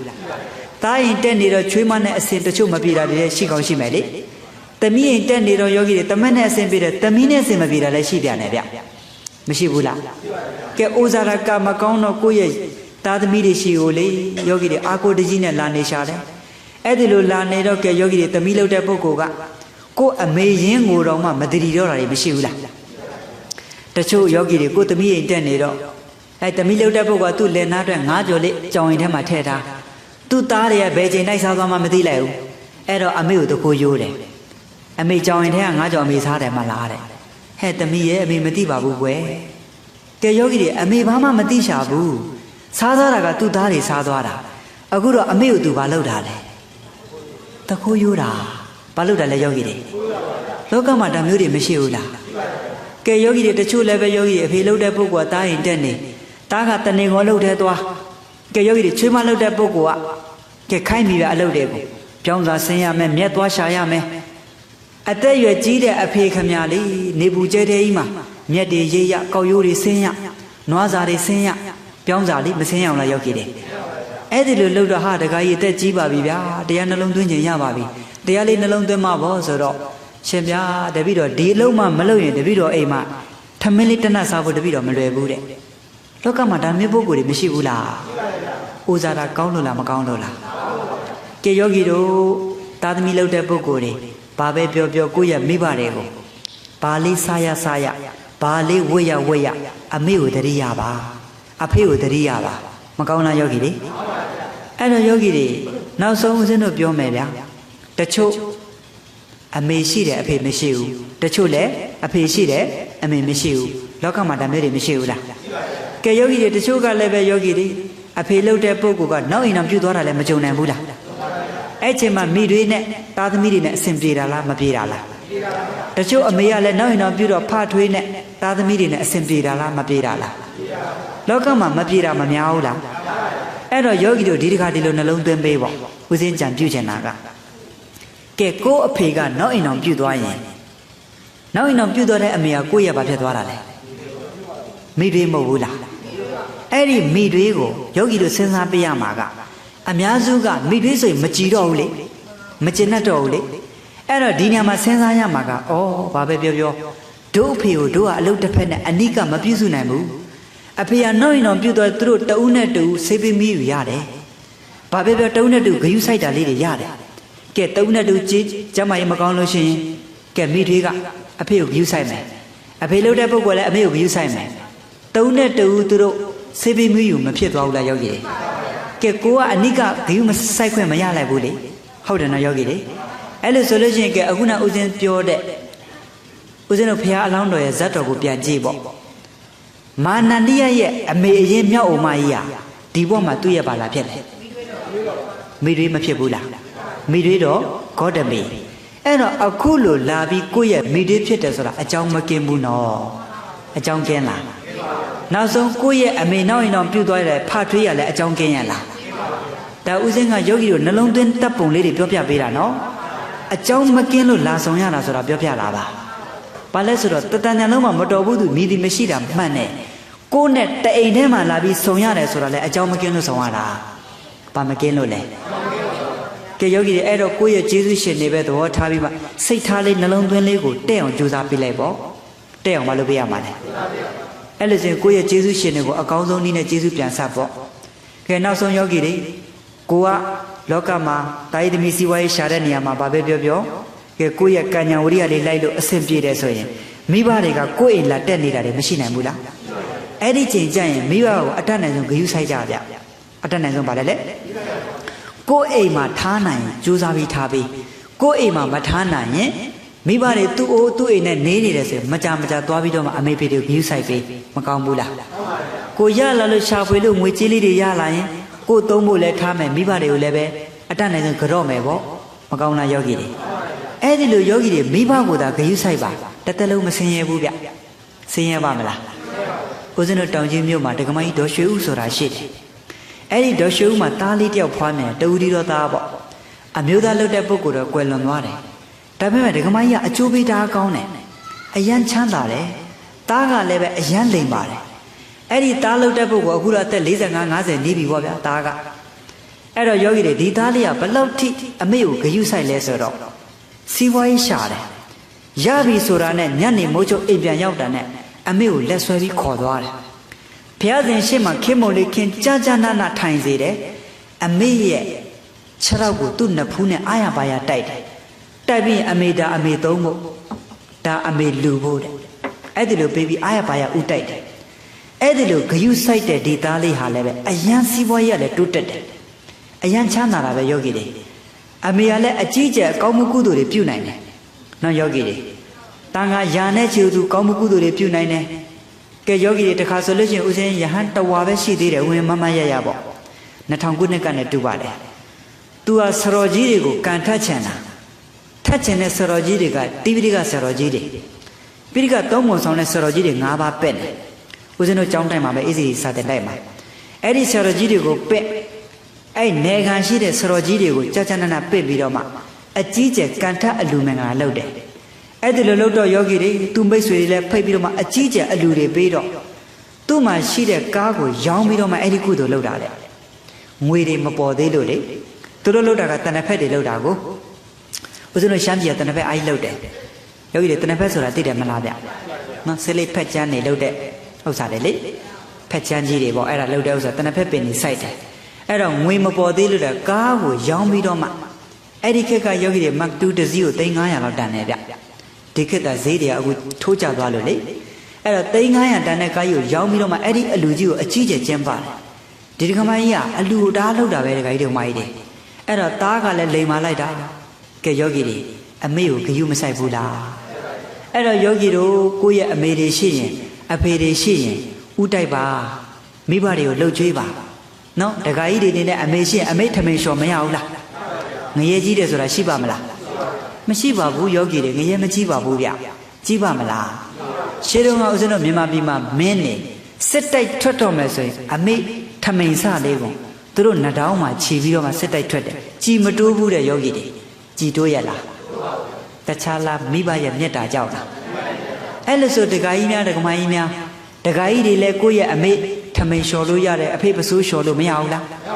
ကဲအမေနဲ့ဖေကိုကြာကြာနာနာဂယုစိုက်ပေါ့ဗျာဘုန်းကြီးများဆွန့်ကတ်တော့ယောဂီတွေဘေးကနေရက်တောင်လေးတွေနဲ့ကဲယောဂီတွေဟိုလေးထည့်ပြီးဒီလေးထည့်ပြီးမလုပ်ဘူးလားမိဘတွေလည်းကြာကြာနာနာအဲ့ဒီလိုဂယုဆိုင်မရနိုင်ဘူးလားရပါတယ်မိဘတွေစားပြီးမှကိုစားပေါ့မကောင်းလားယောဂီတွေအဲ့တော့အမေကိုတန်ဖိုးထားကြည့်စမ်းပါအဖေကိုတန်ဖိုးထားကြည့်စမ်းပါယောဂီတွေလောကီမှာထိတ်တန်းကဖြစ်မယ်လောကုတ္တရာရေးမှာလည်းတရားထူးတရားမြတ်လွယ်လေးတွေကိုရမယ်ဗျတရားထူးတရားမြတ်ပါတယ်လေအဲ့တော့ဦးဇင်းတို့မြန်မာပြည်မှာတကယ်ပညာတတ်ဆရာကြီးတွေဟာသူတို့မိဘတွေကိုအနိကပြုစုသွားကြတယ်ဗျ ဦးဇင်းနည်းနည်းလေးပြင်ထိုင်မယ်နော်ဂျာတော့ညောင်းပြီအဲ့တော့ယောဂီတွေအဲ့ဒီလိုဆိုတော့ယောဂီတို့ဘယ်လိုလေးဖြစ်တယ်လဲဆိုတော့မြန်မာပြည်မှာရှိတဲ့ဆရာကြီးတွေပညာတတ်ဆရာကြီးတွေကြည့်ပေါ့တိပိဋကဆရာတော်မင်းကုန်းဆရာတော်ကြီးမကြဘူးလားအဲ့ဒီဆရာတော်ကြီးကကိစ္စရှိလို့ရန်ကုန်ရောက်ပြီဆိုလို့ရှိရင်တရင်သုံးတာတော့ကဘာအေးမှာပေါ့လေအဲ့တော့ဆရာတော်ကြီးကဘာလုပ်လေးရှိလဲဆိုတော့ကပ္ပိယတယောက်ကိုခေါ်ပြီးတော့မှချက်ချင်းဘိုးကျုပ်စည်းထဲသွားပြီးတော့မှအမေဖို့ပါတိတ်ထမိန်သွားဝယ်တယ်တဲ့ဘယ်သူဖို့လဲအမေကိုဂယုမဆိုင်ဘူးလားပိဋကသုံးပုံဆောင်တဲ့ဆရာတော်ကြီးတော်ယောဂီတွေကဲယောဂီတွေသူရန်ကုန်ကနေပြန်ပြီဆိုလို့ရှိရင်အမေအတွက်တဏ္ဍခါတုံးတွေပါမယ်ထမိန်လေးတွေပါမယ်အမေဖို့စားပွဲကိတ်ကလေးတွေပါမယ်မကောင်းလားယောဂီတွေဘယ်သူကိုဂယုဆိုင်တာလဲအဲ့လိုနဲ့ဦးဇင်းတို့ယောတိပိဋကဆရာတော်တို့အမေကိုဂယုဆိုင်တယ်ဗျာတဘောသာသနာကျမ်းပြုဆရာတော်ဥက္ကောတိတအမေကိုဂယုဆိုင်တယ်ဗျာနောက်ဆုံးဦးဇင်းရဲ့ဆရာသမားအေးစီရီဆရာတော်သူ့ရဲ့ဖခင်ကြီးကိုကျောင်းမှာနှစ်ပေါင်း30 40လောက်ဂယုဆိုင်သွားတာနော်ယောဂီတွေအဲ့ဒါလိုနဲ့ယောဂီတွေဆေးဝါးကိုအတတ်နိုင်ဆုံးကုသပေးတယ်နောက်ဆုံးဆေးရုံတဲ့အသေးအံဖြစ်နေခြင်းမှာဦးဇင်းနဲ့ဆရာတော်ကြီးနဲ့သွားပရိတ်တွေရွတ်ပေးဦးဇင်းကဝိပဿနာတရားဟောပေးအဲ့ဒါကိုဆရာတော်ကြီးကဝိပဿနာဦးဇင်းဟောတဲ့တရားကိုသူ့ပအိုးလိုဘာသာပြန်ပြီးမှအဖေကိုပြန်ပြောပေးတယ်ကဲယောဂီတွေတကယ်စတတ်ပြတဲ့ဆရာတော်ကြီးနော်အဲ့တော့တကယ်ဆိုဝိပဿနာတရား तू ဟောရင်မရဘူးလားရတာပဲဒါပေမဲ့သူ့တပည့်လေးဟောတဲ့တရားကိုတန်ဖိုးထားတာပြောတာပါဦးဇင်းကသူ့ရဲ့တပည့်ပဲတပည့်လေးဟောနေတဲ့တရားကိုသူကဘာသာပြန်ပြီးအဖေကိုပြန်ပြီးကျေးဇူးဆက်တာကဲယောဂီဆရာသမားတွေကသိကျင်ညိုဖို့ကောင်းတယ်နော်အဲ့ဒါကြောင့်ယောဂီတွေပြေးသွားတဲ့အိုးဆိုတာလေ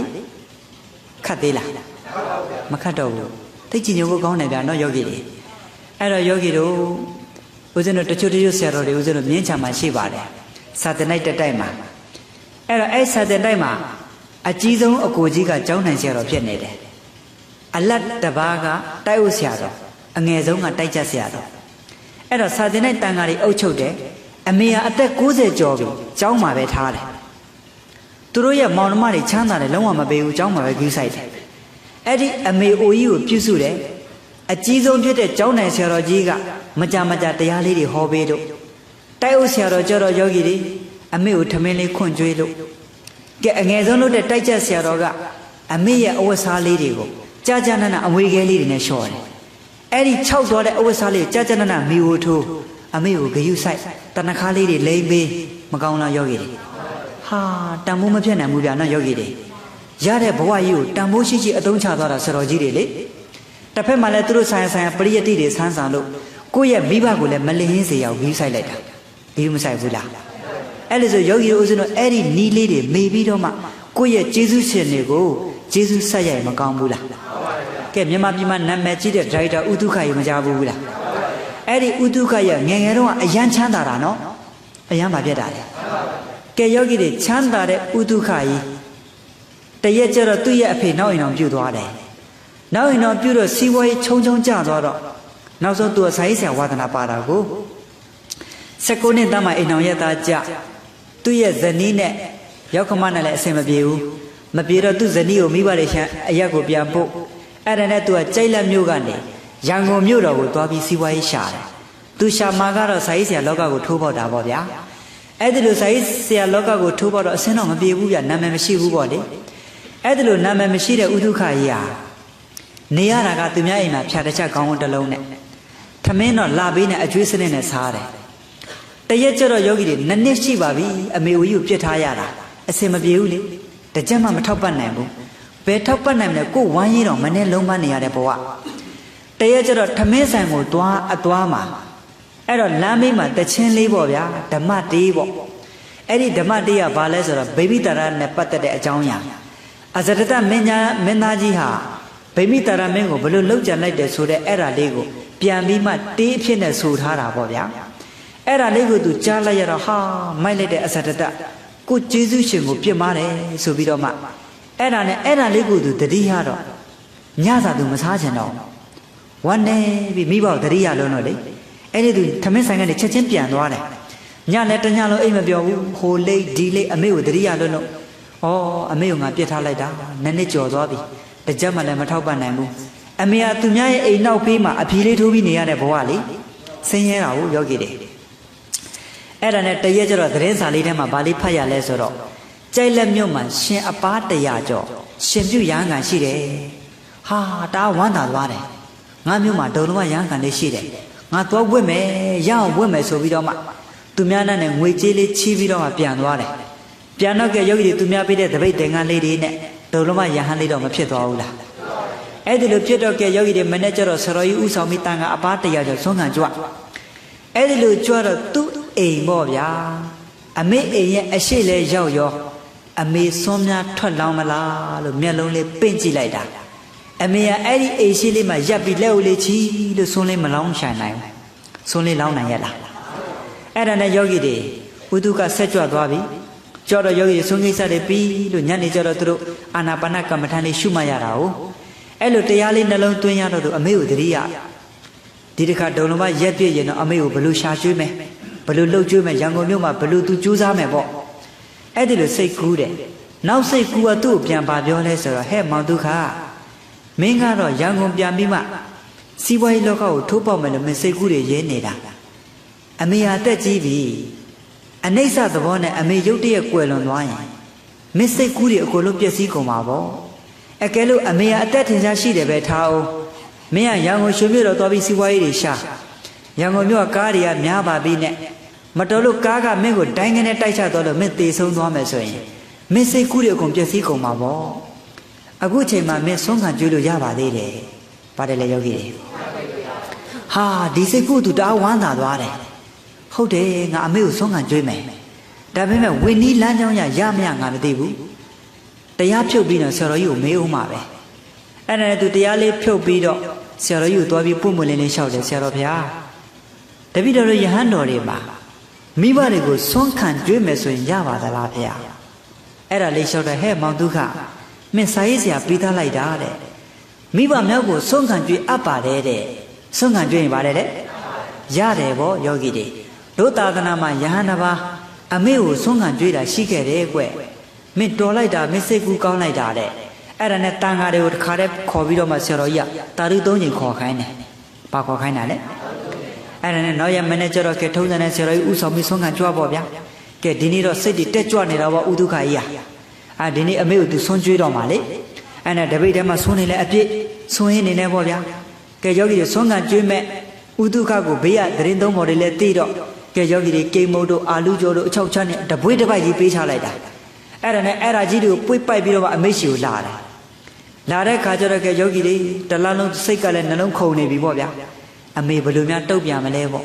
သူဆုံးခံကြွေးတာကိုကြည်ကြည်ပြူပြူပဲလက်ခံမလားမျက်ရည်ကြီးငယ်တွေကြပြီးစူပူပဲလွတ်လိုက်မလားအတွေးတွေအဲ့ဒီလိုဖြစ်နေတာကိုယောဂီတွေ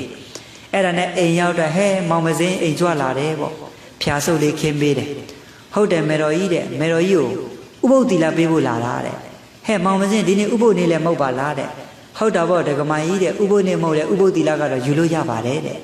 ဒါတော့ဟုတ်တာပေါ့တဲ့ကိုသားပေးတဲ့တီလာဆိုတော့ပို့ပြီးခိုင်မြဲတာပေါ့တဲ့အဲ့ဒါနဲ့အမေလို့တဲ့ပုဂ္ဂိုလ်ကြကြနနသားလေးကိုထိုင်စေပြီးတာနဲ့ကဲအာရပါရကြော့ပြီးတာနဲ့ဩဃာတနဲ့ကြော့တယ်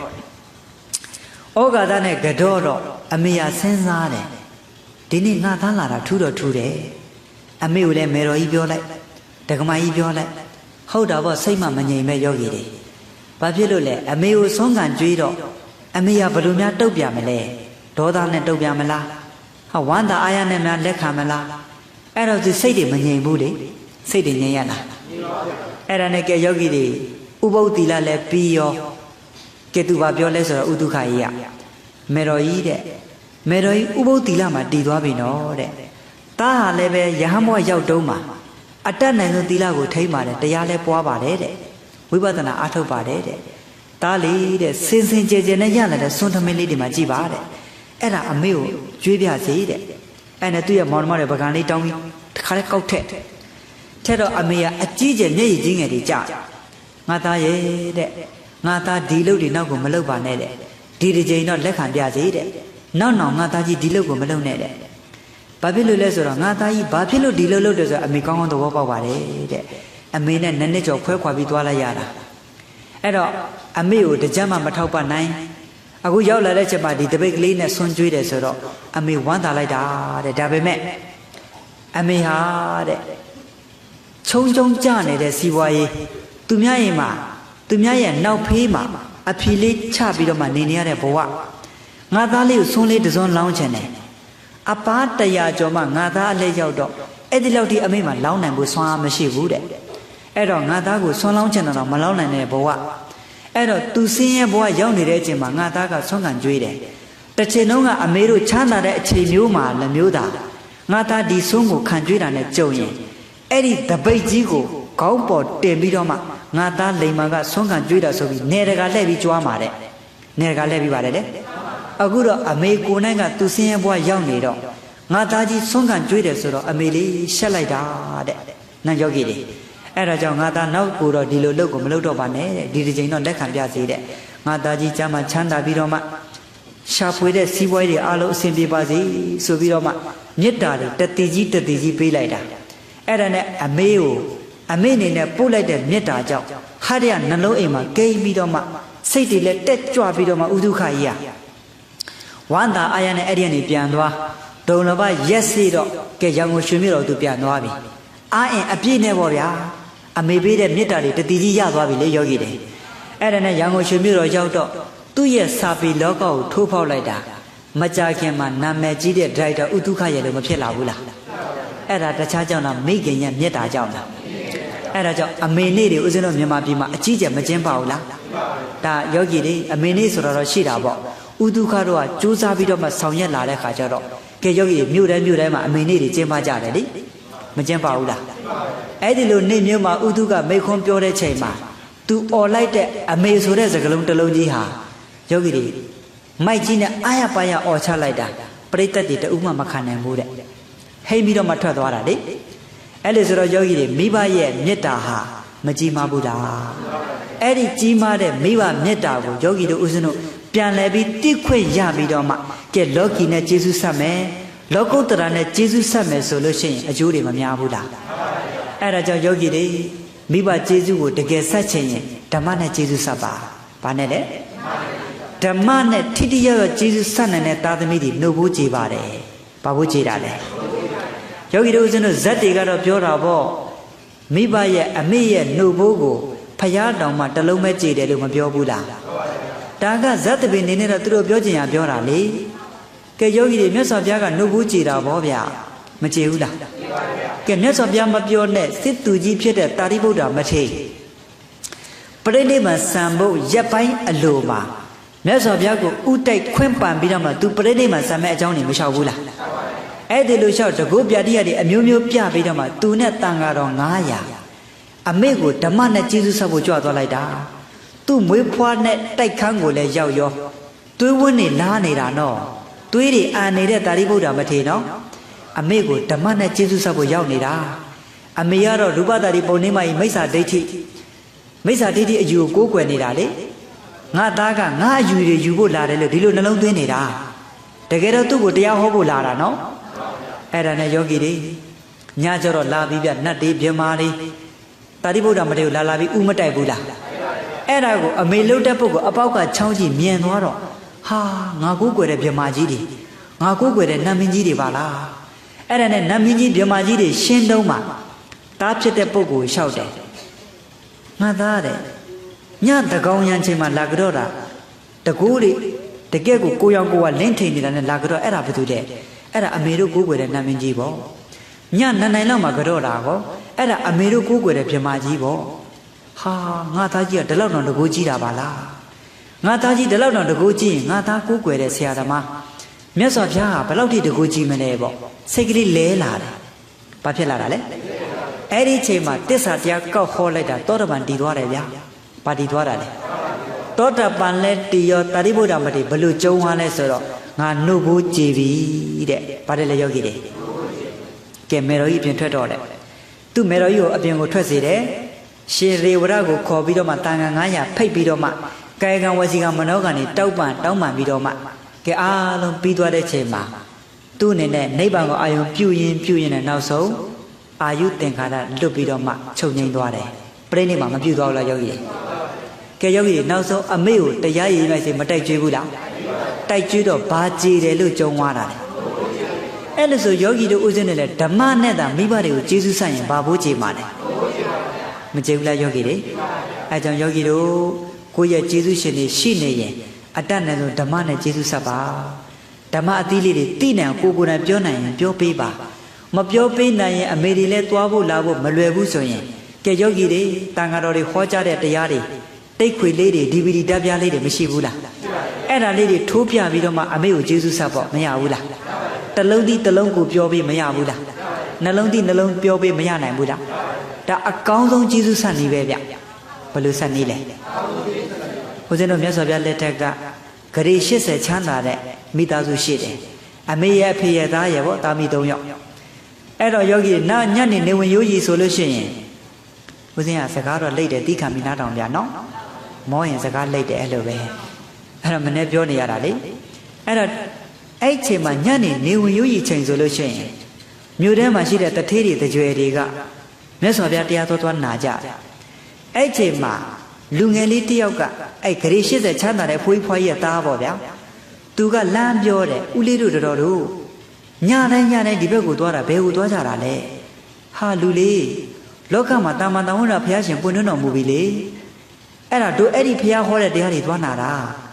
မင်းတရားနိုင်လိုက်ခဲ့ပါလားဆိုတော့ဟာလဲလို့ရကျုပ်လိုက်ချင်ပါတယ်တဲ့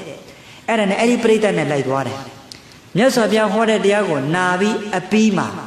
အဲ့ဒီကလေးဘယ်လိုစိတ်ဖြစ်သွားလဲဆိုတော့တင်ငါစီးခြင်းစိတ်လေးပေါက်သွားတယ်။ဘာစီးခြင်းတာလဲ။မြတ်စွာဘုရားကသွားပြီးလျှောက်တယ်။မြတ်စွာဘုရားတပည့်တော်တင်ငါစီးပြသည်။ချစ်သားတင်ငါစီးတာတော့ဟုတ်ပြီ။ချစ်သားကိုမိဘတွေခွင့်ပြုရလား။မြတ်စွာဘုရားမိဘများခွင့်ပြုမဲ့နေသားသားတပည့်တော်တရားလာနာတော့မိဘတွေမသိဘူးဖေ။အေးအဲ့လိုဆိုရင်ချစ်သားငါဘုရားသာသနာမှာက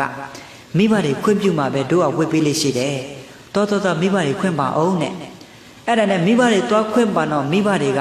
တားကလည်းတူဒီတော်သားဖြစ်တာကတကြောင်သူတို့ကိုယ်နိုင်ကကိုယ်ွယ်တာကလည်းယောဂီတွေအယူကတိတ်နေတော့ဒီသားလေးကိုခွင့်မပြုနိုင်အောင်ခွင့်ပြုနိုင်ရဲ့လား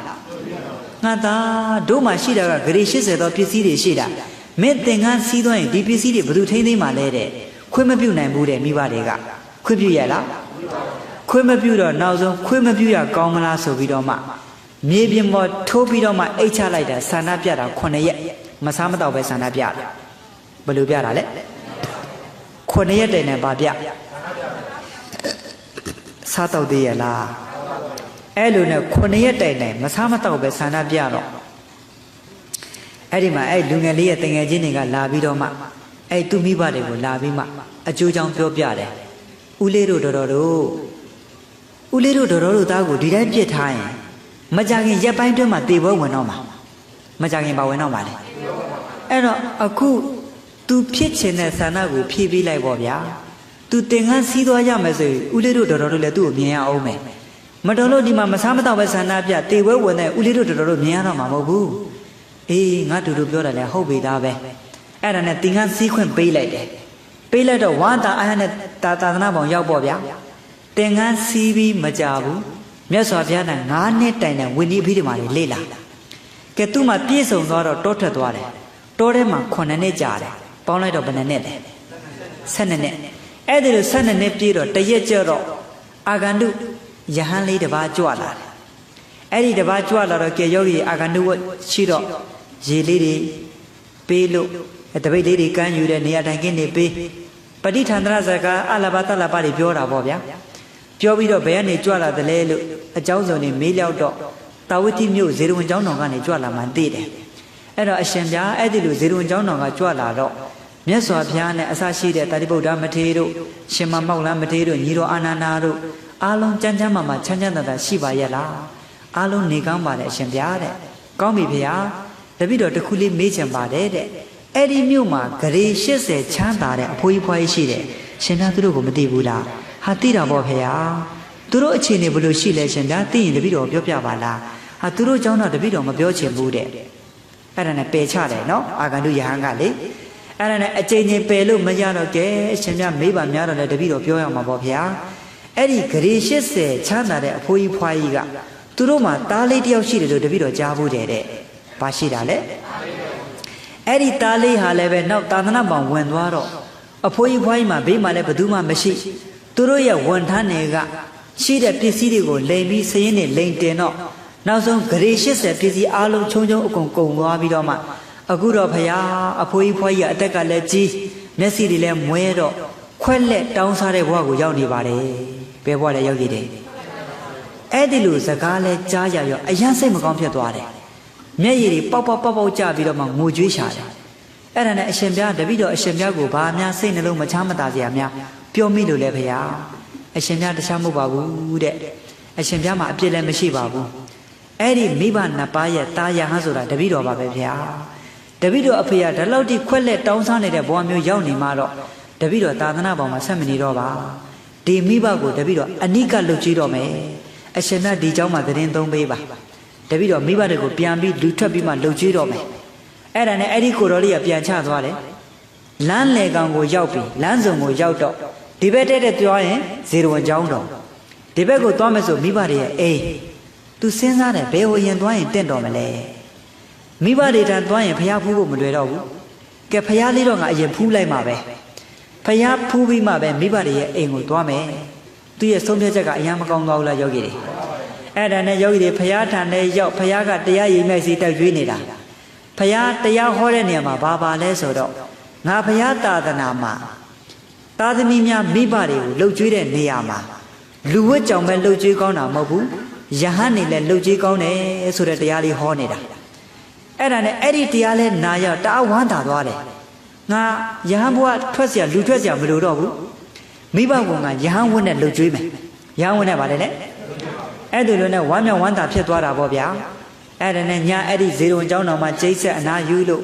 နောက်ရမနဲ့၄နိုင်ထရေမိုးချိုးအာယုတက်တော့ဆုံးခံကြွတာပေါ့အဲ့ဒီလိုဆုံးခံကြွရတဲ့ယာကုဆုံးပူပူလေးစံပြုတ်ပေါ့ဗျာအဲ့ဒါလေးကိုပွေ့ပါပြီးမိဘကိုရှာတယ်မိဘတွေအိမ်သွားကြည့်မိဘတွေမရှိတော့ဘူးဟိုဘက်သွားရှာမတွေ့ဒီဘက်ရှာမတွေ့ကဲယောဂီတွေဆောင်းတဲ့ကာလမှာချမ်းချမ်းစီးစီးနဲ့ပစိုးလေးတွေခြုံကွေးပြီးအိတ်နေမလားလုံကြီးလေးတွေကိုခြုံပြီးကွေးပြီးအိတ်နေမလားမိဘတွေလေအဲ့ဒါနဲ့ဇရက်အိုဇရက်ပြက်တွေရှာမတွေ့နောက်ဆုံးတော့ယောဂီတွေလမ်းကြားလေးတစ်ခုမှာအရက်ကလေးတစ်ခုလှုပ်နဲ့တွေ့တယ်ဘာဖြစ်လဲဆောင်းနှင်းမြူတွေကြနေတော့မရှင်းဘူးလေယောဂီတွေတိတ်မတွဲခွဲဘူးဟာခြေလမ်းလေးတွေတွတ်သွားတယ်တာယဟန်ကဒါငါမိဘများဖြစ်မလားပေါ့လေအဲ့တော့နင်းမုံလေးတွေကွဲတော့မိဘတွေကိုတဲတဲကွဲကွဲမမြင်ဘူးလားမြင်တော့သူ့မိဘတွေတကယ်မြင်လိုက်ရတဲ့အချိန်မှာ तू ကအရန်ကိုစိတ်မကောင်းဖြစ်ခြေထောက်တွေလည်းရက်သွားတယ်စကားပြောချင်တယ်ဒီမှာတစ်ဆို့ပြီးတော့မှဝမ်းနေလုံးလို့ယောဂီတွေဘာဖြစ်လို့လဲရှင်းရှင်းလင်းလင်းသူ့ရဲ့မိဘတွေခွက်လက်တောင်းစားနေတဲ့ဘဝကို तू မြင်သွားပြီလေယောဂီတွေမမြင်ဘူးလားဗျအဲ့ဒီလိုနဲ့ तू ရက်နေတယ်မိဘနဲ့မလမ်းမကန်းလေးတော့ယောဂီတွေဒီလောက်တတာပဲရှိမယ်အဲ့တော့အဖေနဲ့အမေကဘာပြောလဲဆိုတော့အဖေလှုပ်တဲ့ပုဂ္ဂိုလ်ကသူ့ရဲ့အမေလှုပ်တဲ့ပုဂ္ဂိုလ်ကိုသူ့ဇနီးကိုပေါ့လေဟာဖွားကြီးမင်းအရှိမဆွမ်းရနေတယ်ကွယ်တို့ကဒီနေ့လဲအစောကြီးဆွမ်းနေရတယ်ဘာမှမရသေးဘူးမိုက်ကလွတ်သွားတာပေါ့နော်ဆွမ်းကတို့ဘာမှမရသေးဘူးဖွားကြီးမင်းကြော့ဆွမ်းလို့ပြောလိုက်စမ်းပါတဲ့အမေလှုပ်တဲ့ပုဂ္ဂိုလ်ကယဟန်တော်လေးကိုဘာလျှောက်လဲဆိုတော့ရှင်ပြားတပည့်တော်တို့ဒီနေ့ဘာမှတောင်းစားတာမရသေးတဲ့တပည့်တော်ရှင်ပြားကိုဒီနေ့တော့ကြော့ဆွမ်းပါဗျာအဲ့ဒီလိုလျှောက်တယ်အဲ့ဒါနဲ့ယောဂီတွေအဲ့ဒါပြောတော့လေသားကဆက်ရက်နေတယ်တကယ်တော့အလူလာခန္ဓာမမဟုတ်ပဲအမေရှိလာတွေ့တာအဖေရှိလာတွေ့တာလေတော်တော်ကြာတော့အဖေကြီးလှုပ်တဲ့ပုဂ္ဂိုလ်ပြန်ပြောတယ်ဟာဖွားကြီးမင်းပြောတာစကားနားမကြားဘူးထင်ပါတယ်ကွာမင်းထပ်ပြောပါဦးနဲ့နှစ်ကြိမ်သုံးကြိမ်တိုင်းနဲ့ကြော့စွန်ပြောမကြွအောင်အဲ့ဒါနဲ့တော်တော်ကြာသွားတော့အဖေလှုပ်တဲ့ပုဂ္ဂိုလ်သွေးရစကားပြောလာတယ်အဖွားကြီးမင်းသုံးကြိမ်ပြောလို့ကြော့စွန်ပြောတာတော့မင်းယဟန်ကြီးကမကြွရင်ဧကာနလွန်ခဲ့တဲ့12နှစ်ကသာသနာ့ဘောင်ဝင်သွားတဲ့ဒုသားများဖြစ်လေမလားမင်းသေချာကြည့်ကြည့်စမ်းပါတဲ့အမေလှုပ်တဲ့ပုဂ္ဂိုလ်ရှေ့တိုးသွားတော့တာယဟန်ကနှုတ်ဆက်စကားပြောတယ်မေတော်ကြီးတဲ့လွန်ခဲ့တဲ့12နှစ်ကသာသနာ့ဘောင်ဝင်သွားတဲ့မေတော်ကြီးရဲ့တားကြီးမှတားကြီးပါတဲ့မေတော်ကြီးနဲ့ခမဲတော်ကိုလှုပ်ကျွေးဖို့တားပြန်လာတာလေတဲ့အဲ့ဒီလိုစကားလဲပြောရောဝမ်းသာလုံးလို့ယောဂီတွေအဖေကိုတွားပြီးတော့မှအဖေကြီးအဖေသားမှအဖေသားမှအဖေဆိုမှတခါနဲ့ဆွဲခေါ်လာအဲ့တော့သားရဲ့ခြေထောက်ကိုအမေလှုပ်တဲ့ပုဂ္ဂိုလ်ညာဘက်ခြေထောက်ကိုအာရပါရဖက်ထားတာအဖေလှုပ်တဲ့ပုဂ္ဂိုလ်ကသားခြေထောက်ကိုဘယ်ဖက်ခြေထောက်ကိုဖက်ထားအဲ့ချိန်မှာမျက်ရည်ကြီးငယ်တွေကြပြီးဘာပြောလဲဆိုတော့ငါသားရဲ့ ငါသားကြီးကအမေတို့ဖေတို့တောင်းစားတဲ့ဘဝမှာရောက်လာတယ်ဒီချိန်မှရောက်လာတော့ငါသားကြီးကိုသင်္ကန်းလေးတစ်စုံမှမလူနိုင်ကြောင်းလေးတစ်ဆောင်မှဆောက်ပြီးမလူပေးနိုင်အဲ့တော့သူတို့ကိုသူတို့ပဲအပြစ်ပြန်ပြောတယ်သားကိုအပြစ်မြင်ရလားတခြားလားမိဘရဲ့မြတ်တာလားအဲ့ဒါနဲ့သားရကအမေတို့ဖေတို့ဒီကြောင်းနေပြောမနေတော့ပါနဲ့ဒါတွေပြီးသွားပါပြီသားလေးအဖေနဲ့အမေတို့ဒီမှာယာကုပူပူလေးယူလာတယ်ကဲအဲ့ဒါလေးသုံးပါတဲ့အဲ့ဒါနဲ့ယောဂီတွေသူတို့ရဲ့ခွက်ထဲကိုစာပြုတ်ပူပူလေးလောင်းထည့်မယ်ဆိုတော့ခွက်ကညက်ပတ်ပေးနေတော့ထည့်ကျင်စရာမရှိဘူးအဲ့နဲ့နောက်ဆုံးသူ့ရဲ့တပိတ်ဖုံးလေးထဲမှာထည့်ပြီးတော့မှအမေကိုတိုက်တယ်အဖေကိုတိုက်တယ်ကြံနဲ့ငါးစွန်းစာလောက်ကိုတော့သူထားတယ်ကဲမင်းနဲ့ဖေနဲ့နေအောင်တော့တဲ့ဒါနေစွန်းဆုံးခံထွက်လိုက်အောင်မယ်တဲ့အဲ့ဒါနဲ့မိဘတွေကွယ်ရလဲရောက်ရေလေးကိုအဲ့ဒီတပိတ်ငါးစွန်းစာလောက်ကြံတဲ့ထဲမှာရော့ထည့်ပြီးတော့မှအဲ့ဒါကိုမွေပြီးတော့မှတာယာကဖုံးပေးတယ်ပြီးတော့ပြန်နာဆုံးခံထွက်စွန်တမင်စွန်ရင်လေးတွေပူပူလေးတွေရမိဘတွေကျွေးတင်ငန်းလေးတွေရလာရင်အမေနဲ့ဖေကိုဆင်မြန်းပေးတင်ငန်းဆိုတာယောဂီတွေအရင်ခက်ကဒီလိုတင်ငန်းမဟုတ်ဘူးလေရေဒီမိတ်မဟုတ်ဘူးလေရတဲ့ပစိုးတွေစာရီတွေမရဘူးလားကဲပစိုးတွေစာရီတွေဆိုတော့လူတွေဝတ်လို့ရသွားတာပေါ့မရဘူးလားယောဂီတွေအရင်တော့ကအဲ့ဒါလေးတွေကိုဦးဇင်းတို့ကချုပ်ဆိုးပြီးဝတ်ရတာတန်ဃာတွေကလေအဲ့ဒါလေးတွေသူဂယုဆိုင်တယ်ရတဲ့အစ်စ်ကလေးတွေပစိုးလေးတွေဆိုမိဘတွေကိုဆင်မြန်းပေးကဲဆွန်းမင်းဆွန်းနေမိဘတွေကျွေးဆိုတော့ကြာတော့သူ့တင်ငန်းတွေကအမေရဲ့အဖေရဲ့ကြတဲ့ပစိုးထမိန်အကြတွေကိုလျှော်ဖို့အဲ့ဒါတွေကိုတိတ်ခေါက်ဆိုးတင်ငန်းဝတ်အဲ့တော့သူ့ရဲ့တင်ငန်းကမနှွမ်းဘူးလားသူစားရတဲ့ဆွန်းမင်းဆွန်းကမိဘတွေရဲ့အကြံဆိုတော့ကဲယောဂီတွေသူ့မှာအာဟာရမမျှဘူးလေမျှရတာကဲအယိုးပေါ်အရေးတင်းနေပြီတင်ငန်းကလည်းတအားနွန်းနေပြီအဲ့တော့ရားနေကသူ့ကိုပြောတာပေါ့အရှင်မြတ်ဒီလောက်ပိန်ချုံနေတယ်အရှင်မြတ်ဘာများဖြစ်တယ်ကျမကြီးမကောင်းဘူးလားမဟုတ်ပါဘူးဗျာတပည့်တော်မိဘတွေကိုဆွမ်းခံလှုပ်ကျွေးနေရလို့ပါရတဲ့တင်ငန်းနေလဲမိဘတွေကိုတပည့်တော်ဆင်မြန်းပေးနေရလို့ပါအဲ့တော့ပညာရှိတန်ဃာတွေကတာရု၃ချိန်ခေါ်တာပေါ့တာရုဘယ်နှချိန်ခေါ်မပြေဝတဲ့ရဟန်းတော်တွေကအပြစ်ပြောတယ်အဲ့ဒီအပြစ်ပြောတဲ့စကားလုံးကမြတ်စွာဘုရားနားတော်ကိုရောက်သွားတယ်ရဟန်းလုံနေပြီးမှကွာသူများကိုလှုပ်ကြွေးတဲ့အလုပ်တွေလုပ်နေတယ်သူများလိုတဲ့ပစ္စည်းတွေကိုတခါတည်းလူဒါယကာတွေကိုပြန်ပြီးစွန့်ပေးတယ်လို့အဲ့ဒီစကားကိုမြတ်စွာဘုရားနားတော်ရောက်တော့ကဲဓမ္မယုံကြီးမှာတန်ဃာတွေစုစေတယ်စုစေပြီးတော့မှအဲ့ဒီတန်ဃာကိုလည်းခေါ်တန်ဃာပရိသတ်ကြားထဲမှာမြတ်စွာဘုရားကမိတ်ကြားတော်မူတယ်စကားလုံးလမ်းမေးတယ်ခြေသားယဟန်ခြေသားကလူဒါယကာတွေလူတဲ့စွန့်ကွန်းနေပစ္စည်းလေးပါးတွေကိုလူတွေကိုပြန်ပြီးစွန့်ကျဲနေတယ်လို့ကြားတယ်ဟုတ်သလားတဲ့မှန်ပါတယ်ဗျာတပည့်တော်လူပုဂ္ဂိုလ်တွေကိုပြန်လဲပြီးစွန့်ကျဲပေးနေပါတယ်အဲ့ဒီလူပုဂ္ဂိုလ်ကချက်သားဘလူပုဂ္ဂိုလ်မျိုးတွေလဲမြတ်စွာဘုရားသည်မိဘတွေကို